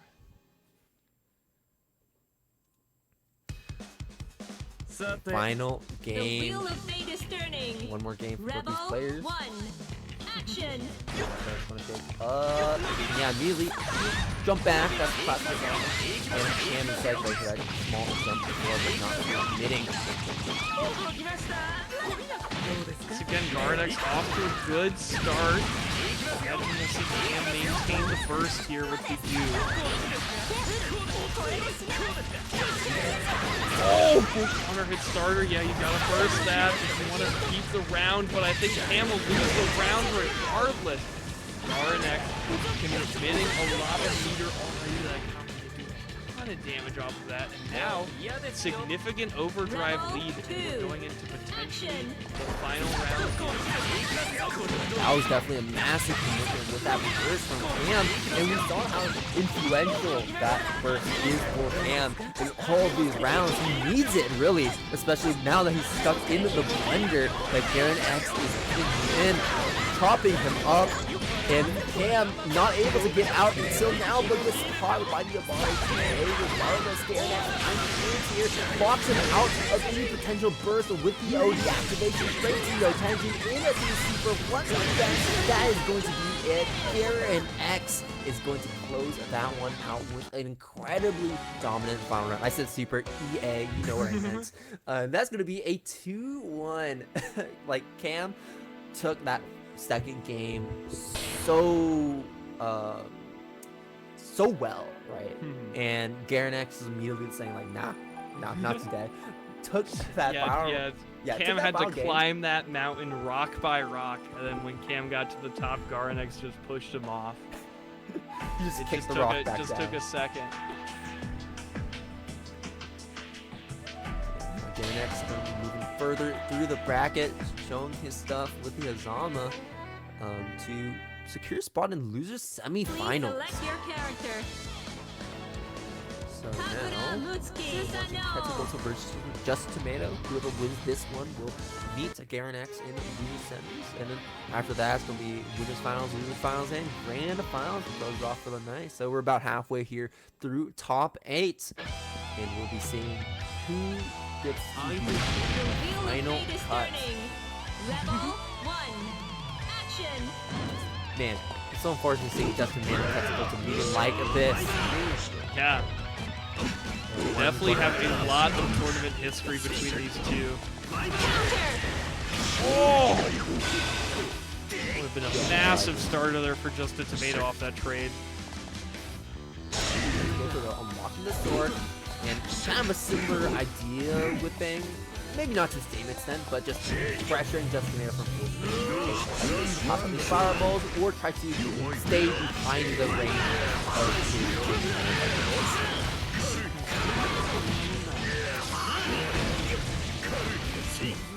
that or drop either way. Tomato's still looking good. Yeah, either way.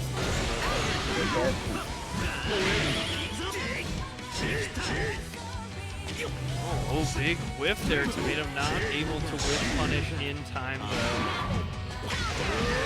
Oh, excellent counter hit confirm off of the 5A into the 6C there. Counter hit confirm only. Tomato looking rock solid and completing that round with a catch on the backdash. Rebel 2. Action. Lock this mirror down right there. Seal unlocked into the expecting to jump in, a little too late. Not going to connect.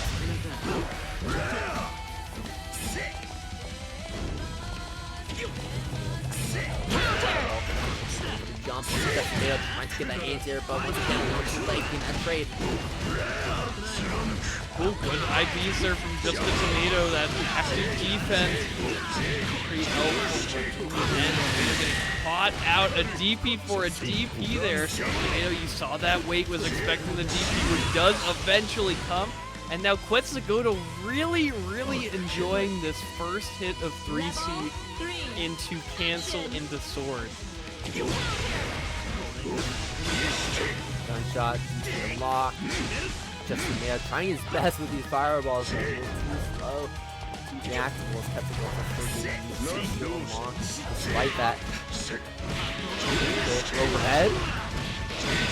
Now we have spin, level tackle. Wait, JA jailing Tomato down to the ground and Quetzalgoatl finding the hit. Unfortunate drop there for Level 3 tackle available for Quetzalgoatl, so now has the easy big combos with that tackle. Makes all of Suzumi's confirms.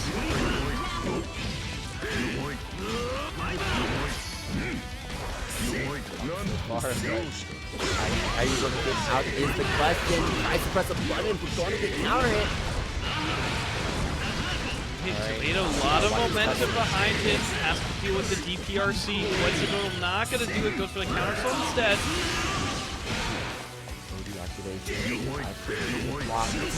Fighting still. Counter assault. The last bit of his meter. JustATomato still has meters in the tank. Flash kick. Finds his opening.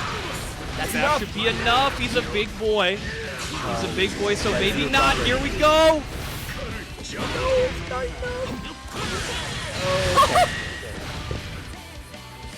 Nothing to back it up. No meter in the tank. No burst there from Tomato, but always ready to put that finger on the button. The mutually insured destruction.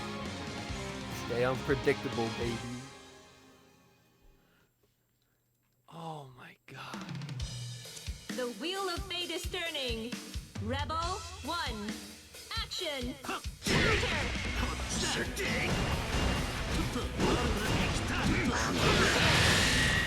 Red attempt and really just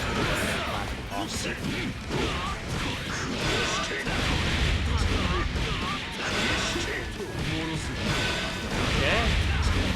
Once again, my buddy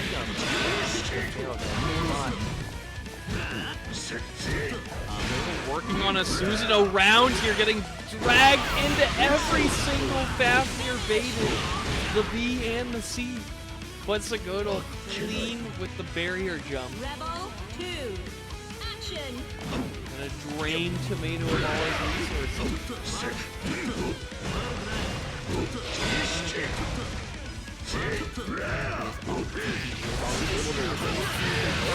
JustATomato gets himself out. Again, a terrible OG, great OG for Quetzalgoatl, terrible for JustATomato, as our Wyvern is going to win this process. It's going to be a huge amount of damage there as JustATomato is at 40% of his life remaining intensive. Garcrest attempt from Quetzalgoatl is going to win as that goes right through. JustATomato blowing right through. And with 100 meters to back up his name, right now. No, keeping it all for the mix. Finds the backdash with the JB into the instant overhead. Cleaning it up there. JustATomato. Huge round win over Quetzalgoatl there.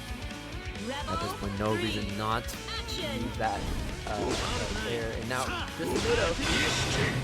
Oh, this time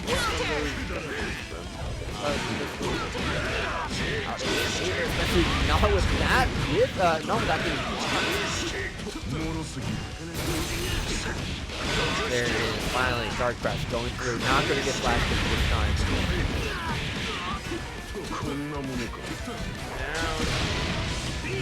Oh, what a missed input, and it still works out okay for Tomato.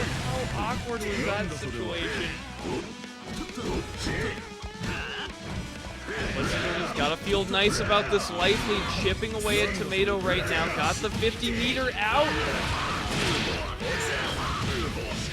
Has some momentum.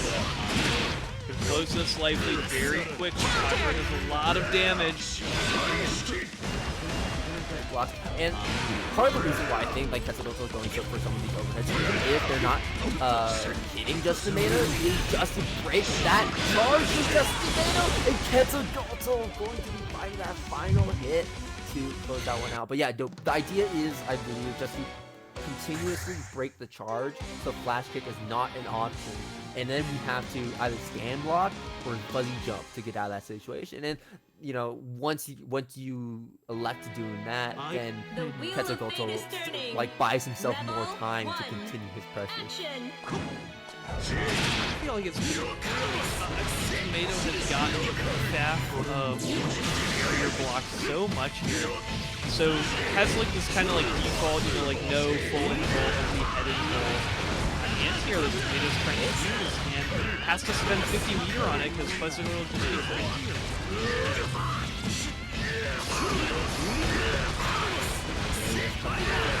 The barriers are being broken down, and the life total being absolutely shredded to pieces. Solid anti-air from Quetzalcoatl, however, will net him out of jail. For how long you see, for how long he's going to be rolling the feet down. Huge OD, so much time on the clock. Quetzalcoatl is chunking right now. Seals unlocked, meter to spend. I don't think this will be enough. We got the setup.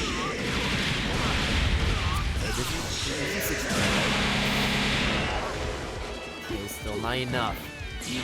One more opening for Quetzalcoatl. Super attempt, but we don't get the punish. We're a little too late. She went to what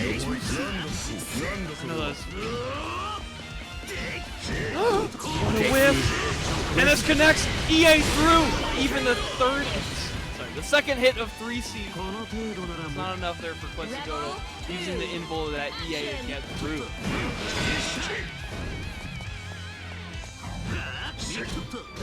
On the block. What's next? JC. JustATomato. At day. Okay. You know what I mean? I mean, Quetzalcoatl has been so intentional with his skill locks. I'm like, I see that God press, I'm like, I know he plans to use it in the next 5 seconds. And there it is, it just comes out. A good whip punish there on the 2B to get that started.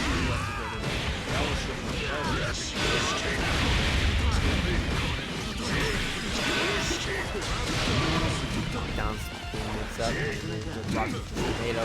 So that barrier gauge is starting to run dangerously low. Super gonna buy. JustATomato a little bit of time there. Blocked arcsys. The same, but now JustATomato does not have any more meter, and probably won't have enough meter for the rest of this round. Easy peasy. Final game, final round between these two. Level 3, action! All comes down to 5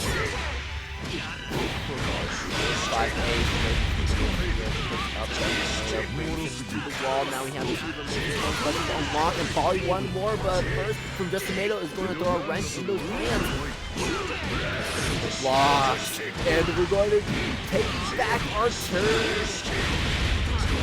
Quetzalcoatl is so well positioned here. Huge life lead, corner positioning. Things are looking bad for JustATomato. The walls are closing in.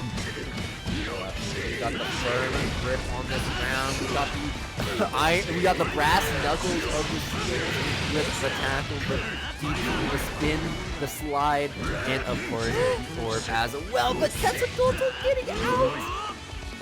That is not what JustATomato wants to see in that moment. And this is such a terrible position. No, it's not invul, but the map. Oh my god. JustATomato back here, trying to make something work. Quetzalcoatl spending all this meter trying to bait out a maybe attempt, burst attempt, DP attempt or something, but JustATomato not biting until now as he tries to send out that fireball. But Quetzalcoatl still have those air actions available, so he goes right on the forward with that JC and catches JustATomato in the act of the crime as he's going to move on through the bracket. What a close set. Honestly, all the matches with Quetzalcoatl have just been a treat. and this is certainly no exception. 世界をなすのは A 人 little 間では bit too ない。 greedy of a projectile there at the 神だ。 end. Quetzalgoatl taking it over JustATomato, continuing on the loser's side. Yeah, the idea definitely was there, and the idea was like, I want to say is catching Quetzalgoatl as he falls to the ground, so then JustATomato can start pressing buttons, doing his thing. But like I said, in that moment, the problem was that we still had air action. Like, if we recognized the fireball was coming through, I mean, the fireball is pretty slow, all things considered. You can just air that forward and then JC and punish him. Even if it's a trade, it's pretty darn favorable just because we're in that one-touch area. Really high. The wheel of fate is turning. Rebel 1. Now we're in winners finals. We're popping back up as we're going to be watching Killakob3s with the Jin and Dark Souls 2 on the platinum. Now, who do you think is going to win? That's the question. As this is going to be a first to 3 set. It's going to be a much more set, much more players. Right now, Kobe is the one starting off pretty strong here. And we're going to be multiple successful combos on the Dark Souls 2 and a nice O7 going on. We're not going to be turning off it too much, but we're going to continue to maintain our turn. And Dark Souls 2 is going to be getting opened up as Kobe is going That to restand too brutal. Rebel 2. Jin can be pretty tough to deal with because all of these things reset, all of his reset potential from this open first, Kobe is going to reduce any amount of momentum Dark Souls 2 could have gone to 0. And Dark Souls 2, though, whenever that hammer comes out, it becomes a different game. Very efficient corner swap there from Dark Souls 2. Keeping the positioning and baiting out that counter super. Dark Souls 2 mentally unbreakable.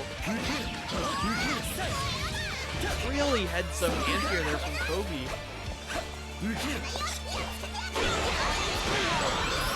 Okay, what were you trying to press there as Kobe? Maybe it was like a messed up deep. I'm not sure. Either way, we got counter hit, and Dark Souls 2 is going to be fighting another hit with that bomb. Kobe just not paying attention to it.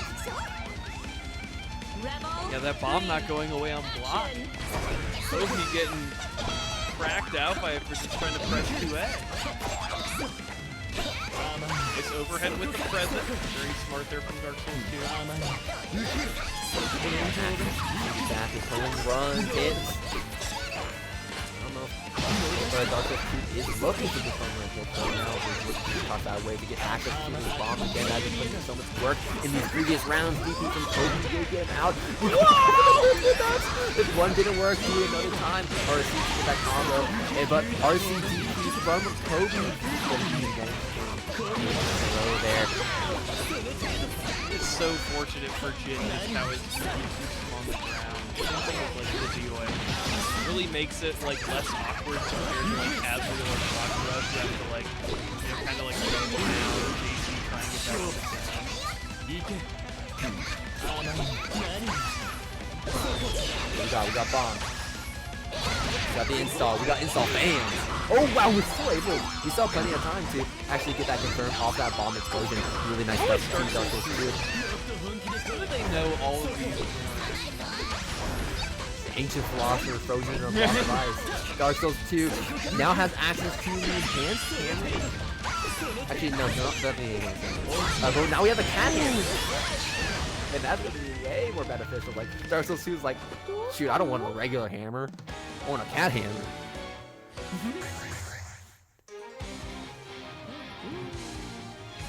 Alright, Dark Souls 2 once again. Taking games from players. The wheel of fate is Never turning. expect. Rebel 1. Action. Nah, I expect it. I mean, Kobe here is throwing on the gin. Like, come on. Expect the unexpected. First from Kobe.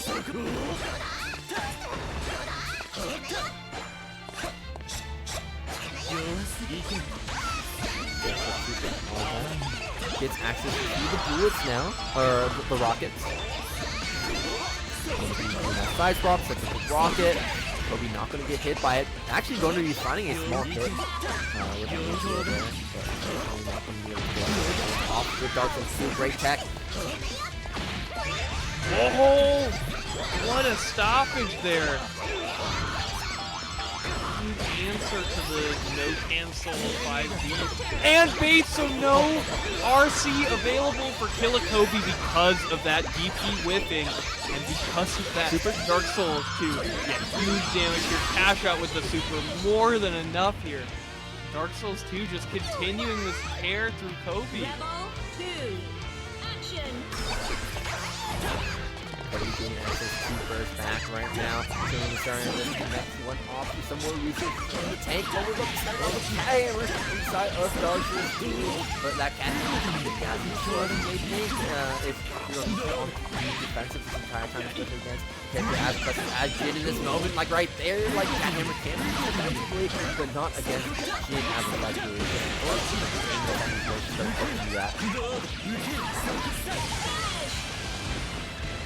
Killakob3 still got it. What else is there to say after a round like that? Oh, definitely didn't want to do push-ups there. Good tech from Dark Souls 2. Oh!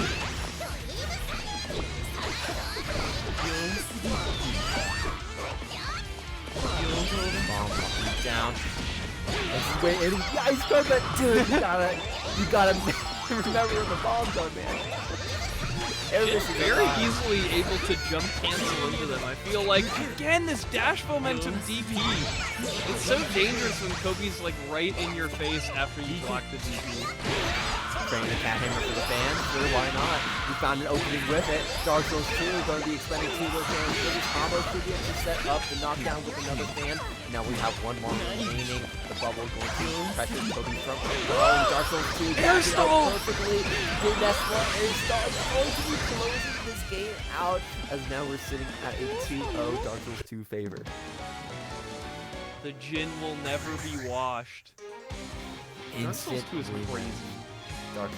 Kobe staying on the Jin. I think that's going to be the story of tonight. No bang coming out today as we're going to be watching what could potentially be the final game of Winners Finals as Dark Souls 2 is looking so clean. We got to put that Jin back into the oven because maybe it's not quite there just yet. The cat hammer starting us off once again. Dark Souls 2 being really lucky 2 times in a row. We gotta put Kobe back in the oven because this Jin is looking half-baked.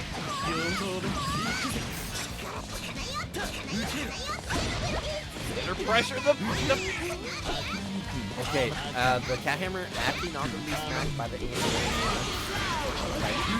going to go right through. Overhead, not near. Combo off that overhead disc. Dark Souls 2 still staying alive.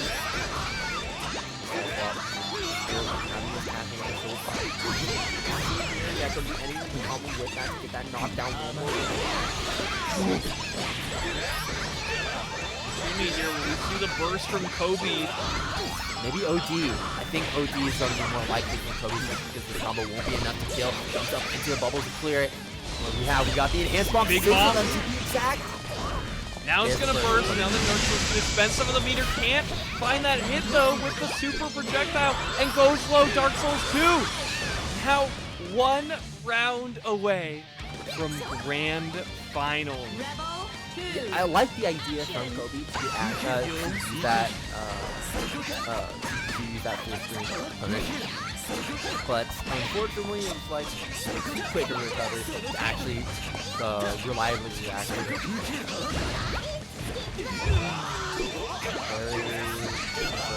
Pressure. Set up on the knockdown. Rush on forward. There's the rockets coming in. Got the enhanced fans yet again.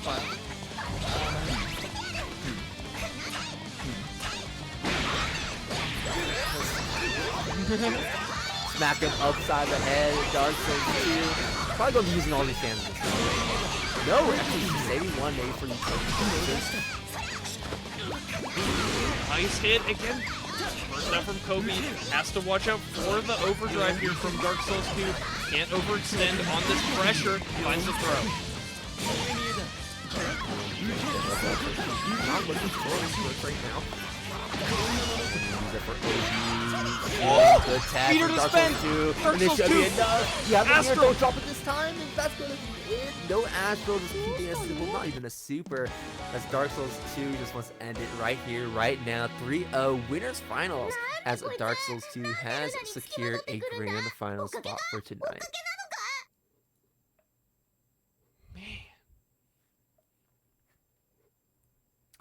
And now Quetzalgoatl is getting a potential rematch against Kobe here. He's definitely got a bone to pick. If those chat messages are anything to go off of. I know Quetzalgoatl wanted to make it into winners finals earlier, but Dark Souls 2 knocking him out. So Quetzalgoatl going to be getting that winners finals that he wanted in the end, but. You gotta go through Garanex first. You gotta go through the other snake, the Hazama, and a very Please bad select your matchup. character. The snake handshake is about to start. It's a bad matchup, I'll say, like, in neutral, but there are some, like, really niche situations that Susano has against Hazama that can be kind of shut down Hazama's pressure, I would say. I mean, the DP is a pretty obvious situation. I mean, it's so big, so active, and Hazama really has to hard bait it out if he wants to, The wheel of fate is turning. you know, not get hit by it. One. And then you also have the orb, which is another one. And it can actually beat out all the stances, all the people time it can, though that timing can be very tough. And you get kind of popped if you messed it up. There are ways to completely shut down Hazama, but you gotta make sure that you're able to get online first. And right now, Quetzalcoatl has been in a sweep mode so far. 6 people get over with Garanex doing flow. Early active flow here is going to make sure that Garanex starts getting that burst regeneration. He gets access to his second one this round, but great IB there. Opportunity to get started, huge. Opening with that JC. Oh no! Alright, Quetzalcoatl, get down. That really is some push-ups to do right now, and that's gonna be 6K just because we didn't tap out. He sounded like a dog the way that was rough. Man, Quetzalcoatl getting exposed by a purple throw, and this is first to 2 breaks. You gotta break out that grind in first to 2. JC out and trying to escape the corner.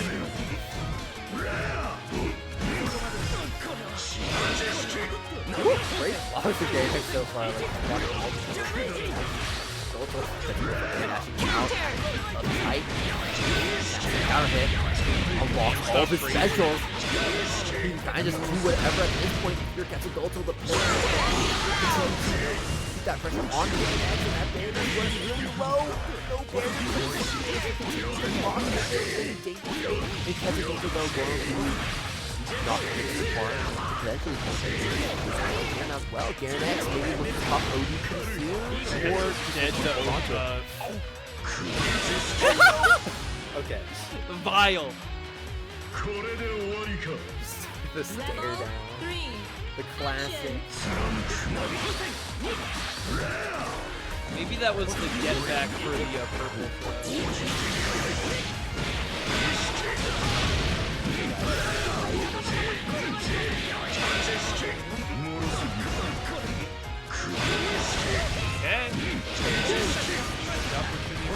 Okay.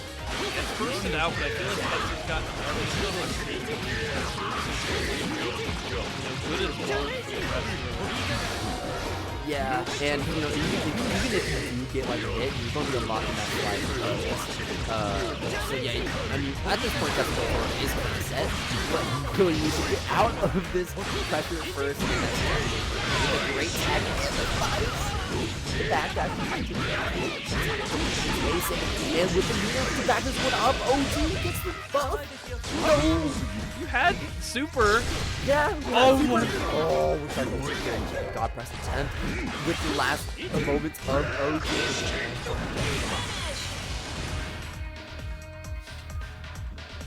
All right. Well, Garanex may have gotten the purple throw, but Quetzalgoatl taking this first game. That was definitely an avant-garde final, avant-garde decisions made in that final round. Rebel 1. But it looks like it ended up working out. In the end, it now is the one that has the advantage that is one game. Garanex, 1v1, have to fight to stay alive, and Quetzalgoatl showcasing perfect responses to how to Kazama specifically with the DC. Once again, very similar idea to Dragon, very similar idea. Tossing out these giant air normals that just swipe away at the screen, Garanex from just going Garanex stuffing Quetzalgoatl into this corner. into the locker, good block on the scans overhead. Reset, look, no confirm there for Garanex. Out of range, but even the non-invincible Hosenji will connect with that delayed overhead. It's not invincible, but very fast.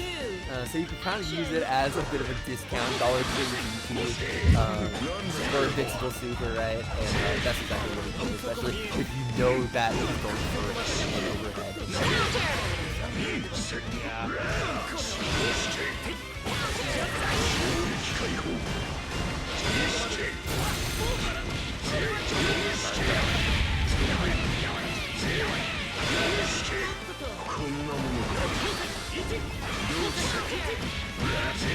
Excellent. Ooh, that was so clean. Yeah, stop sign there with the JA and also having the knowledge off of his super deep. I actually like popped out of my chair the moment I saw that JA. It didn't do that much extra damage, but it definitely adds up in fighting games. So seeing like the player knowledge is super cool. Alright, Garanex, one round away from eating us up here. We have Hungry in at the tank, so plenty of resources to work with, lots of money to just toss around. Quetzalgoatl, though, definitely not poor, as he can be one step away from making his payment. Get out, and Garanex is not going to let that be a possibility, as he should be able to go to the end, but no, we dropped the combo, he gets still alive. I mean, honestly, with one touch away here from losing if you're Garanex. I think the ace runner does it with the, oh no, yeah, no, that's not enough, that's not the right rooting there. Oh, look at the time, Quetzalgoatl can stop the clock with overdrive. And I think he's going to That's dangerous, though. Does it? He's going to use it? Oh, we have 4 seconds remaining, 3 seconds remaining. We need to find a hit. And Garanex is playing so patient right now. Oh no! The slide, but unfortunately, oh my God, is able to find his way out as Quetzalgoatl is not finishing combo. And Garanex staying alive by just a little bit, winning that, winning out that timeout. That's vile. You get the 8-second stop, and you still. And honestly, like, you still time him out? The moment Garanex started going for the timeout, I was like, this is how a zombie should be playing against Susanna. It's like, you know, play as lame as possible. Just play at your own pace, toss out these chains, and then just like poke and prod at the Susanna player for them to affirm instead of you being the one always pushing the not say it's a bad thing, especially with this life steal ring. Some chip damage on Kevin. It's not going to be a lot though, so Garanex is going to be on the back foot without that OG available. More that barrier is going to continue to go away. And all the 6 days, and Quetzalgoatl is going to be putting on so much damage with this combo the OG found. It's going to be unlocking all these important special moves. Like, we have the DP, and Garanex fighting his way out, and no needs back up that DP, and Quetzalgoatl has been that person who needs that damage. Counter hit here. Quetzalgoatl, chip on his shoulder from that timeout. Has to be looking for revenge here. Enter. I think it's qualified. I think this is enough. Yeah. That's just at that point. And we have like basically all of our seals unlocked, so we're hitting for near max damage. Action.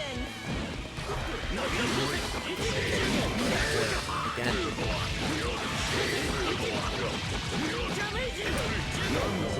Down low, backing up, Quetzalgoatl making his face. I think we might have been going for once again like a JC there, but was caught in the startup by that chain. Unfortunately, Garanex is going to drop the hard knockdown, but he was off at the first.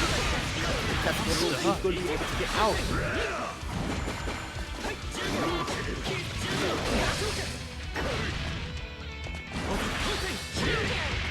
There it is, JC going to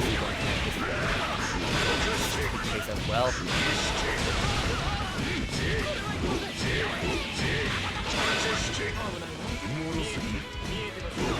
Get away here for Quetzalgoatl. 5-3-60, 5-3-60. JA attempt. I like the idea that oh, hold on. No, we can't kill him. Hold the phone. That's fine. Don't call it a comeback. Don't call it a comeback. Okay. Yeah, that's okay. You can get out of it. DRC into the orb, into the gunshot. Garanex trying to do something for full screen, and that's not going to happen. Not today, Buster. Quetzalgoatl is going to be getting that set against Kobe that he has been looking for. But what a set! These sets have been bangers, man. These sets this night. Quetz, where are you going? Bangers. Yo, that was crazy. The timeout through overdrive was a highlight for sure. That was insane. Yeah, no, Quetzalgoatl was like, I need to get this guy. He was just trying his best to chase Garanex down, but Garanex is like, he was like an octopus. Like, he found the 1-inch crack in Quetzalgoatl. I was like, yep, I'm getting out. Just chain, full screen. Oh, and is the Jin era over? Yeah, Kobe said he's retiring Jin for the evening. Personally, I think swapping to the Bang now is kind of lame, but that is just an opinion. All right, we gotta lock in, folks. Jin bottom 3, Kobe says. All right. The Jin downplay. Yeah, man. You know, he's had enough. You know, the Jin doesn't work, so he just swapped back to the Bang. All right, well, Bang is making its return here for losers finals. First to 3 going down right now between Quetzalgoatl and Killakob3s. Wheel of fate is Man, turning. Quetz, beat this guy, man. Beat this guy for me. Action. 3-0 with this Bang. Quetzalgoatl gonna get poisoned. This right there. This right here is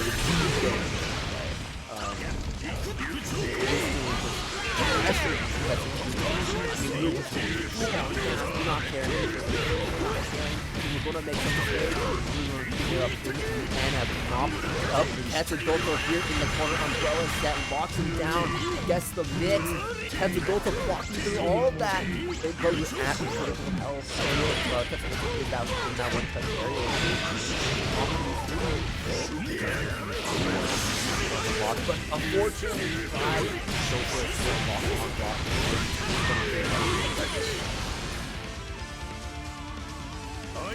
The amount of times that Quetzalgoatl has been bought by OG and Caesar is absolutely absurd. And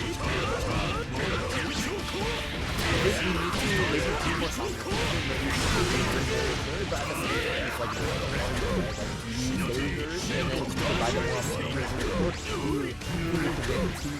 and you know, have the potential to win a lot. Either way, Quetzalcoatl needs to figure out something quick. You're in a red health, critical health. Once again, and Kobe is working his way on the perfect. That bar is that blue as that glacier Gatorade. They really finish it off right now. This might be no, this throw will as the umbrella set does threaten lock down his Quetzalcoatl. Nice to escape, but it's gonna get caught. Good stuff. To Kobe taking that first game really well. Huge perfect. That was unbelievable, and really, you know, showing the change from going to bottom 3 Jin Yeah, to get the this best guy. character in the game. Get this guy out of my back. We gotta fully commit to the bit now, right? You can't just like mess with him. That's a goal. Get him.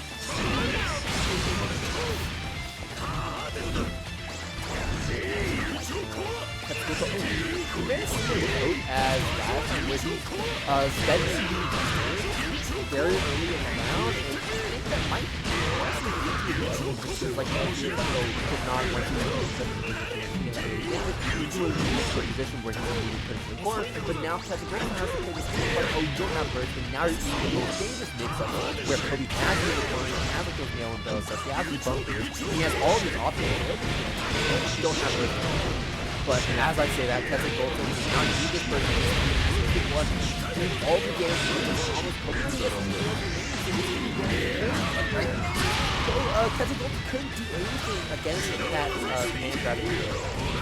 Yeah, would have needed overdrive in order to get out of it, but no, not available. Now going for it again, and it qualifies Killakob3s with the double supers.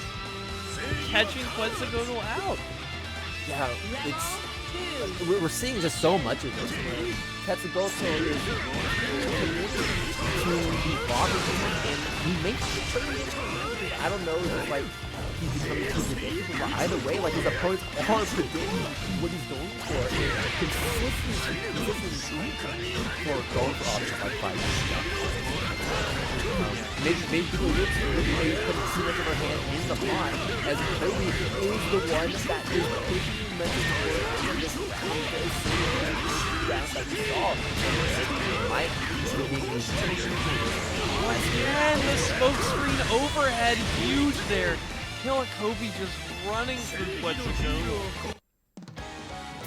Game number 2 is going by so quickly as well. Kobe's just speed running in this set to make it back to grand finals to get that rematch against Dark Souls 2 with his main proper. But Quetzalcoatl still in the brackets. The wheel of fate is win turning. a first to 3 Rebel where he has to win 3 games. And like, is that gonna? I've seen this snake slither out of everything. Quetzalcoatl could definitely. Into the overhead as well. Open up.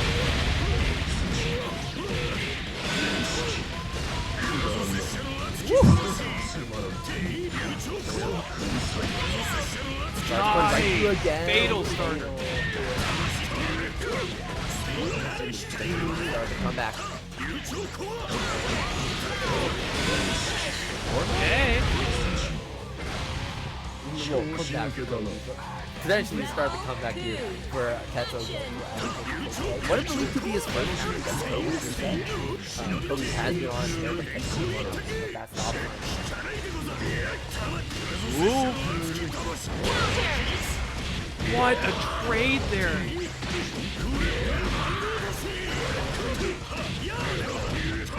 That's important for Quetzalcoatl. Going to be holding on to the first, that's not around. That's not combo. More combo. Looks like that might be combo. Continues offensively with OD now. Now that drive anti-air, Quetzalcoatl able to get to the ground. Kobe, the one nail in the stock. Does only need one more hit here. Oh!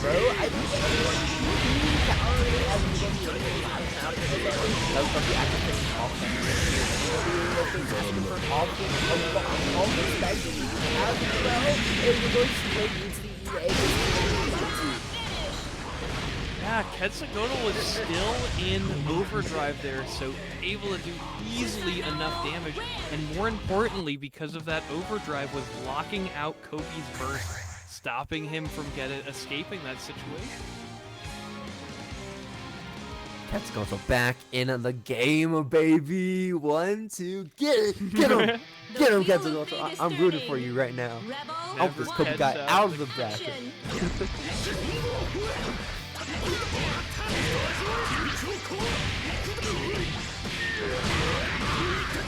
Oh, that's all four shields unlocked from the get-go? No, okay, that's a bumper.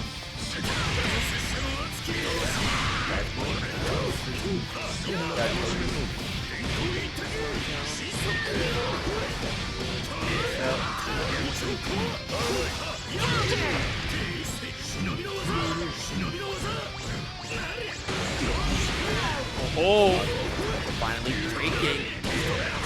Kobe can't kill unless he chooses that ODA, but then clean standing overhead. Killakob3s once again, another perfect, looking like the first game once again. Terrible way to start us off. And could potentially be an even worse way to start us off. Like now we don't have first early on in the game, but Quetzalcoatl going rebounding, finding a nice pickup of his own. We got dog press, we got DP, we got tackle. It was going to be a counter tackle. We're going to be able to call off that beautiful thing. A huge duration overdrive here for Killakob3s. Big opportunity to deal a ton of damage. I think we got the reset coming up soon. DP is baited there by Killakob3s. Plenty of meter to spend in active flow with that bonus damage. I think we're still one hit away though. What is there to say, folks? You can stand under my umbrella, Hey! With that Killakob3s returning. Going to face Dark Souls 2 in Grand Finals. It's terrible. This is a terrible day for Rain. Wipe the water off my eyes. It was a good run, Quetzalcoatl. It was a good run. Now we gotta watch this. We gotta watch this ninja slop, this nail slop, make it to Grand Finals. Oh well. You know, if it wasn't a random nail, it was gonna be Kobe this time. And we're going to be seeing Kobe versus Dark Souls 2, the rematch, but with different characters. Dark Souls 2 did get that 3-0 against the Jin, but that was merely a pocket. Or I don't even know it was a pocket. Like he's wearing cargo pants is like the second pocket. Oh, he's got cargo pants? That's why he's so dangerous. He has like a million pockets, but no secondary.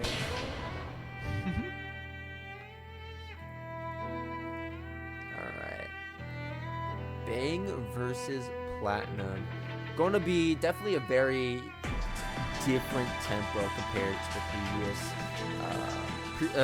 previous set. So we'll see how this one ends up faring. It's going to be much faster, that's for sure, and it's going to provide Platinum way less opportunities to be succeed with her items, as we saw in that previous set. But before we get into Grand Finals, remember, folks, this week is Combo Breaker, meaning the Boston Blue people are going to be running some really fun events for 3 of their main games here over for All In Together. We got Guilty Gear XX Accent Core plus R, we got BlazBlue Center Victory, and of course, we got Sailor Moon S, run by all the Boston Blue people. Like I said, go ahead, sign up with those QR codes, and remember, signups are going to be closing as we get closer to the weekend. I believe it will be the 21st. So follow the links, sign up, and have a great time. And what do we have here for July, Deadward? Coming up in July, we have, of course, Beach episode being put on by Boston Blue Beat. That'll be going on in July 19th and 20th out in Walden, Massachusetts, a suburb of Boston. So we have all the lovely games being hosted there that you see on your screen now, and registration is still open at searchg.beach as well as the hotel link. But if you're seeing the games we're showing right now and you're saying that's not enough, I need even more games, well, don't worry, the official side games have been released for Boston Blue Beach episode. Side Beach going down on the same days, and that includes KOF, Wonderful World, Idol Showdown, Virtual Fighter 5, and Vampire Savior. So go check out the Start GG link for those additional games. Right now, only one game matters. It's definitely not KOF. It's BlazBlue Central Vision. Actually, no. Yes, sir. Let's pick a different example. It's definitely not Idol Showdown. It's BlazBlue Central Vision. As we're here with Grand Finals, the run back in a bit of a different light. It's a bit of a different set of clothing as Kobe is going to be getting back with the bang and potentially, definitely could get this reset and definitely could get this win. So he could be in here for the long haul, or if Dark Souls 2 has been as locked in as he has been for this entire night so far, could take it right here, right now, in just a single set alone. Here we go, waiting on the legend, the Dark Souls 2. Please select There it is. There's the wonderful character select. And of course, we're already going to be hugging our characters. Kobe on the bang, Dark Souls 2 on the platinum. Yeah, locked in on this pick here. Kobe really gunning for this reset. And, man, I hate to say it, because I've been counting out Dark Souls 2. I've counted out Dark Souls 2 so many times, and they've always delivered. I don't know. I don't know against Killakob3s Bang if it'll be enough. The wheel of You know, fate he is can win these turning. games, he can win these Rebel sets, but can he one. close out these Action. tournaments? We'll see. We'll see how this ends up shaking out here.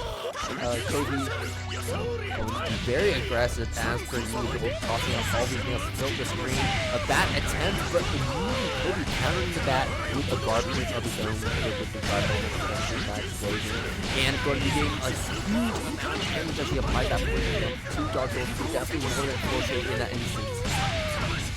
And making a statement here at the start. What a quick round. Quick perfect there for Killakob3s. Rebel What was the starter? 2. Action. Those hits did so much damage. I need to run back and see what that starter was, because holy moly. Folks, this may be a quick one. Killakob3s so threatening here. Oh, block on that. Oh, that worked. Quick to not believe in the Dark Souls 2, huh? Key of little faith.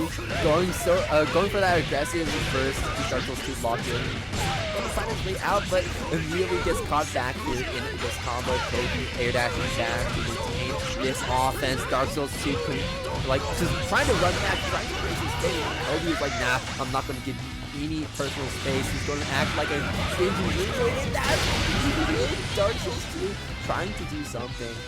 Might have been setting up the rockets, or maybe setting up bubble. Either way, got caught by that throw from full screen. There's nothing that he could have done. Like, he was basically just locked because he had access to no invincible option like an OD, like a super. The wheel of And fate he is basically turning. designed that round the moment he was stuck at full screen.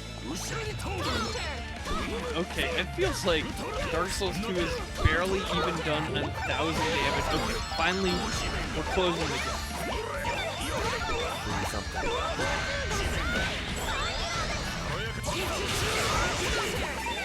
OD. Nope, I'm just gonna rock, paper, scissors right through that. Oh, misses the hard knockdown. That's not.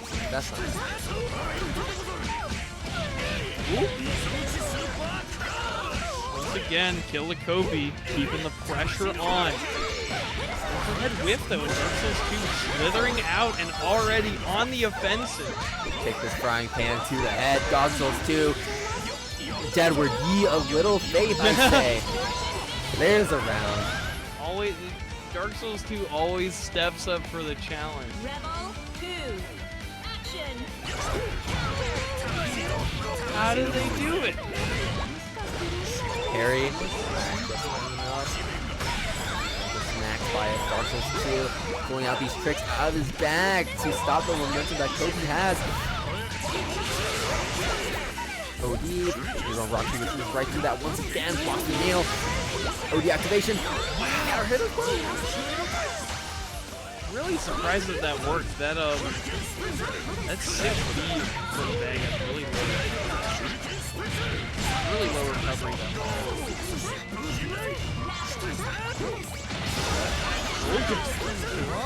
Dark Souls 2. Weathering the Storm, huge anti-air there from Dark Souls 2.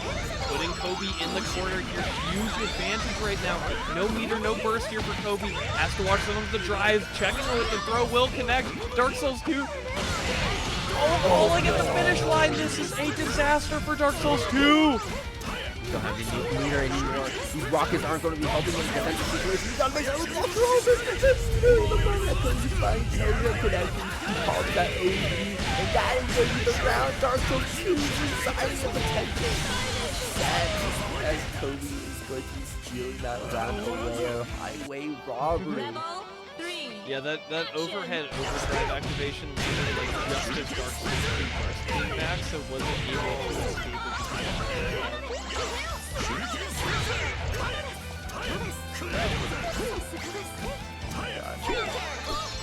Okay. Dark Souls getting a big starter there on that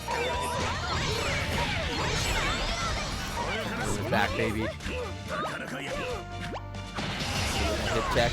Good throw. Good technique, Kobe. Nails. Parry RC. Reset here with the projectile does connect. Kobe first to burst there. Doesn't have to deal with bang overdrive. It's going to be very important.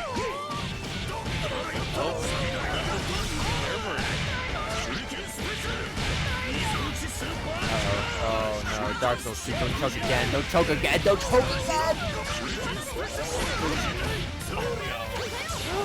Staying alive, and you're tossed, and with that, Killakob3s taking game 2, now up 2-0 in this grand final. Dark Souls 2 choking on his food, and there's no one behind him to give them that Heimlich maneuver. Dark Souls 2 is potentially going to be resigning this first set here as Kobe is aiming to make a reset happen tonight. Rebel 1. Action. Reset looking imminent right here. Kobe, good start here. 2 rounds to slip away from Dark Souls 2 off the start. All 4 seals and blocked from the get-go. 4K damage just like that. Bumper set. And you know what the number 1 bang meter is? If there's a bumper he's going to use it, that's what he's going to do. Right during that combo, Dark Souls 2 is in critical red health. You hear the Pokemon music beeping, blaring in Dark Souls 2's ear as he tries to make something happen. Here we go. Last respects.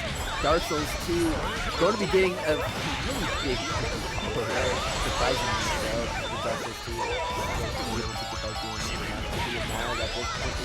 Dark Souls 2 eating away at his health. Hello? Bubble?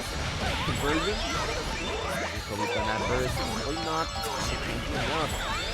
He's scaling. Diving in. Activation. Getting through so there's no RC and the EA to finish off the round. Dark Souls 2. Again, such a beautiful mind, a beautiful player. Rebel 2. This is unbelievable. They've been saying it can't be done. What a good Thrown out the parry. nice barrier to make the crush throw. Blocks it. Oh, he's overhead so far. Dark Souls 2 not breaking, not cracking, but these throws have been important in Dark Souls 2. Yeah, really hurting from this. Setup as well. This combo will be enough. Dark Souls 2 will be getting back that burst of encouragement. Dark Souls 2 at least has a meaningful resource advantage, but Kobe is on a reset point. Dark Souls 2 still needs to. I mean, if Dark Souls 2 takes this round, I mean, that's just 1. So. Knocks Dark Souls 2 down to such critical hope. We've seen the comeback happen before.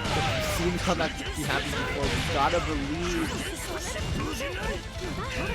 Let me tell you, my faith may be waning. The faith may be shook. Dark Souls 2. Many great stories of Ben using their faith, but maybe today won't be one of those. Dark Souls 2. Momentum is here, but this damage is just pushing Kobe towards overdrive. Grim here, use drive starter, has to burst out. Dark Souls 2. Neutral with the hammer, and we've seen Dark Souls 2 with this hammer. Anything can happen.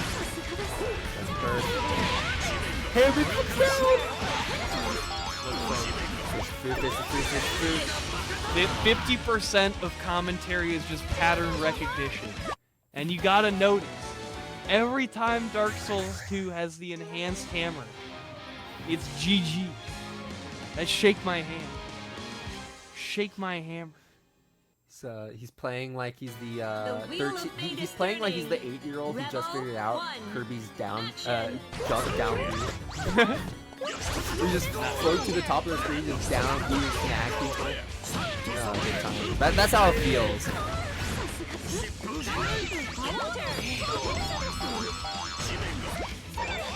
Alright, well the reset has been stopped for now. The evil has been defeated. Dark Souls 2 now has to get the reverse 3-0 against Killakob3s.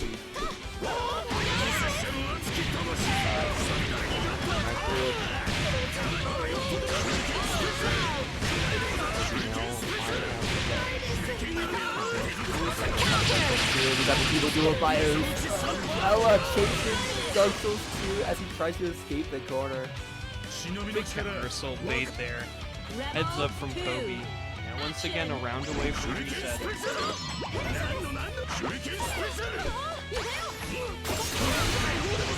Hammer instant burst from Kobe, not wanting to deal with that.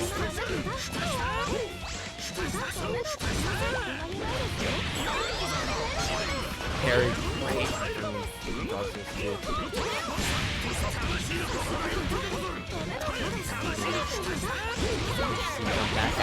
No, he's able to go for the parry once again.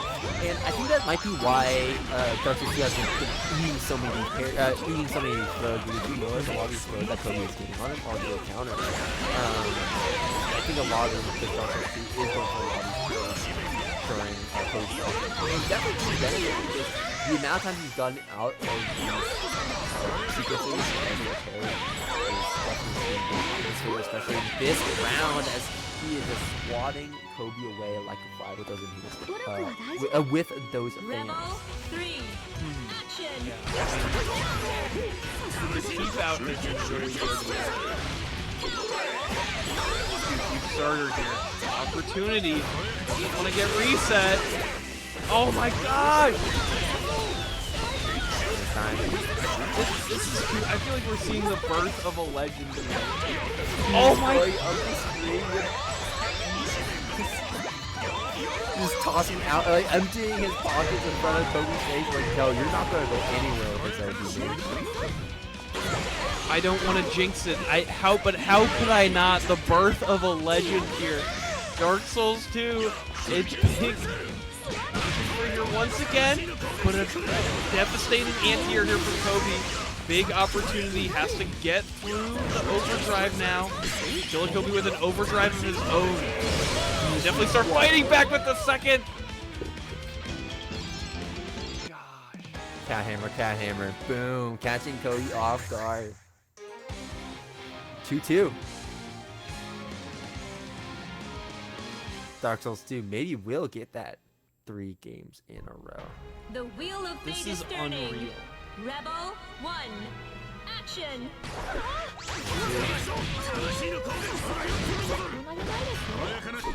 If my faith was waning before, it's definitely waxing now, as I am starting to restore my faith little by little here with Dark Souls 2. Oh, I got that Dark Souls 2 miracle build the way I'm faith maxing right now.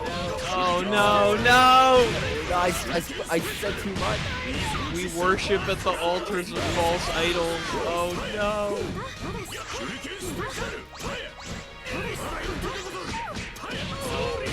Gosh, Kobe!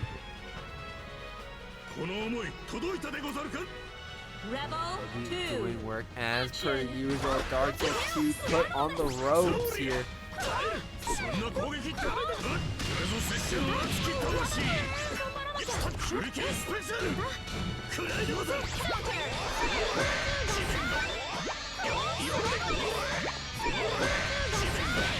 Really nice. Frank fan?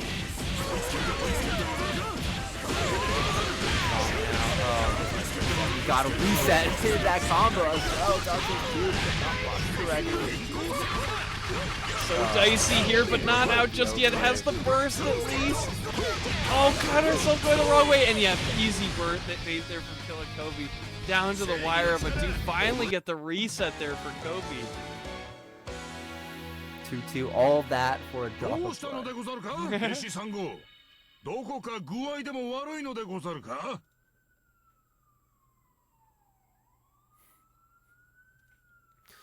Okay, that is reset. Kobe bringing us back to that 0-0. Please Maybe select we'll your see another character. 2-2, 3-2, or it might be a quick 3-0 Kobe's favor. Dark Souls 2 is definitely on that comeback though. Making the adaptations he needs. He was looking really dicey in those first 2 games, but those last 2 games, those last 3 games even. Well, I don't know about the last one actually. Now that I think about it. the 2 games afterwards definitely looked so much better. I mean, Dark Souls 2 was on a tear there. This player is so cracked.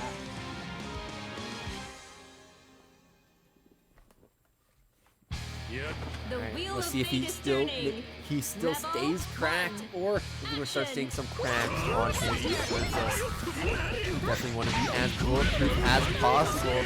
Because this is your final chance to or die in Dark Souls 2. Kobe dying as Kobe finds hit after hit, opening after opening in Dark Souls 2. We're already 20 seconds into the match. Already critical health. Super activation and the presence. Needs to find these hits against Kobe, but he just does not have it. It's very much like how I highlighted at the beginning. It's a lot of Kobe being so aggressive, air dash in, pressing his buttons, just being in Dark Souls 2's face, and preventing him from trying to get any of these items.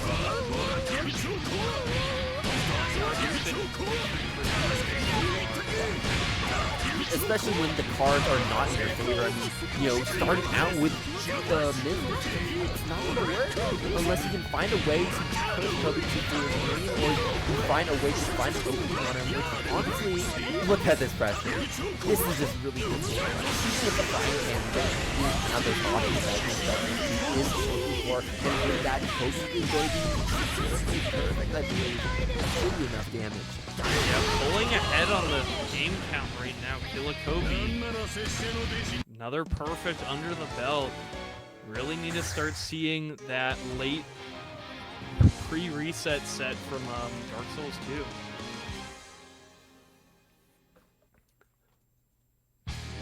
The wheel of fate is Game turning. number 2. Rebel Please reset. 1. Action.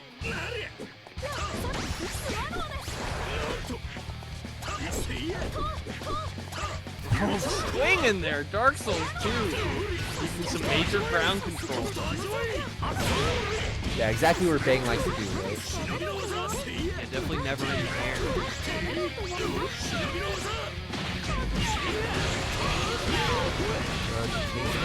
Nice break. Lead overhead gonna connect.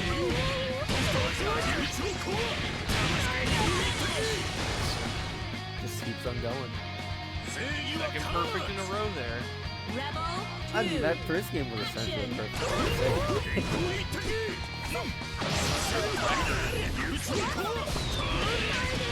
Oh! Alright. Bombs coming back. The bombs really do be Yeah. They do a lot, and people, I mean, especially Kobe has been getting caught by them not going away from the line. Oh my god, and again, just like you were talking about Salty Boy, MVP bomb. Bailing him out of the guard point. And now we don't have access to the bombs anymore, but honestly, the ring, the halo, I would say like kind of does the same thing. Rebel 3. Maybe not as effectively, but it's still like it's still the threat of multiple hits in quick succession that really interrupt Really well placed in here. We'll get roll caught here, which is going to really hurt. There'll be a lot of those heals.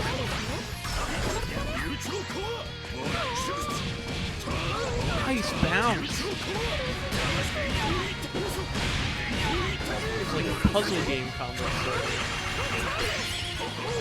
Assault. I think that's the correct play right there. We're gonna get out of that mix. Maybe start right back into this. Oh, force lock against Nice.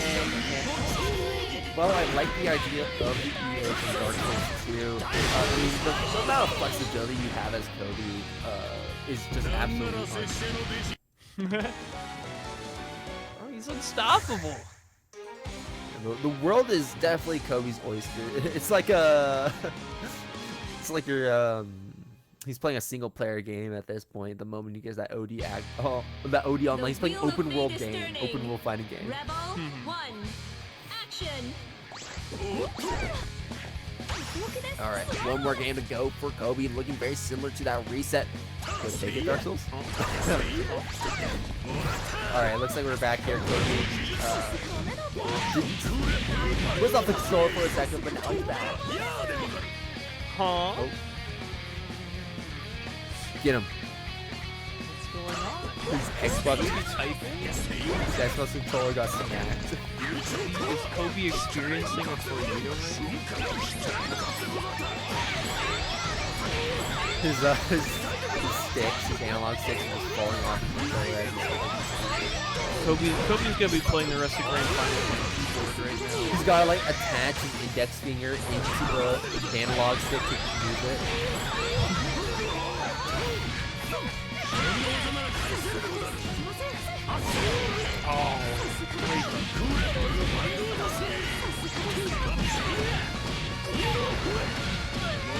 Well, after that quick hiccup, Kobe's still looking as good as ever.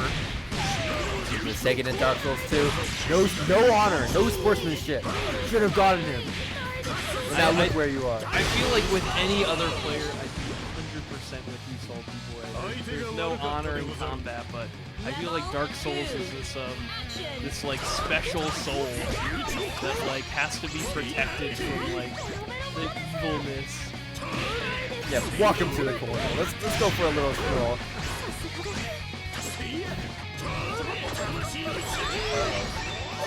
That would have been a huge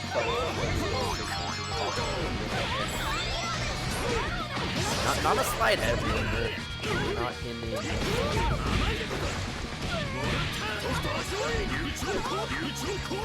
So the nails here, Kobe running a little bit low. The bomb! We're talking about Salty Boy. This is the key. Answer. Bomb toss, bud. Toss too far.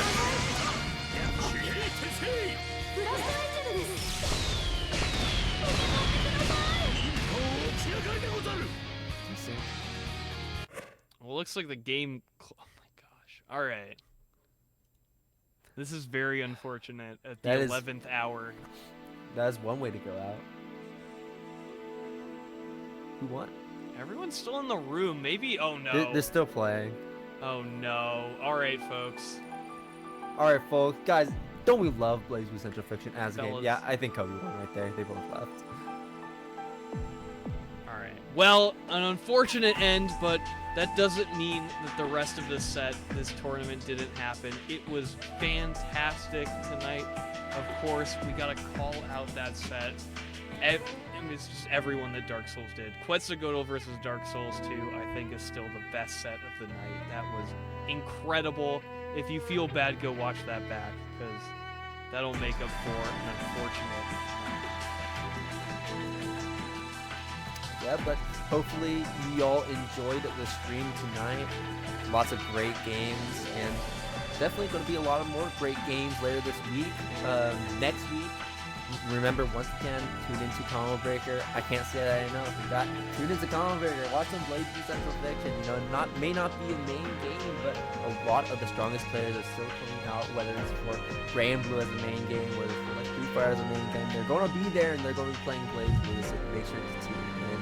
It's gonna be an awesome time. I know I'm going to be there watching if I can. We'll see. Yeah, no, and remember, tune in next weekly because we're going to be having some more BlazBlue right here on this channel. Yep, and Combo Breaker coming up this weekend. If you're going to Combo Breaker, be sure to say hi to me. I'll be around, and especially around BlazBlue this weekend.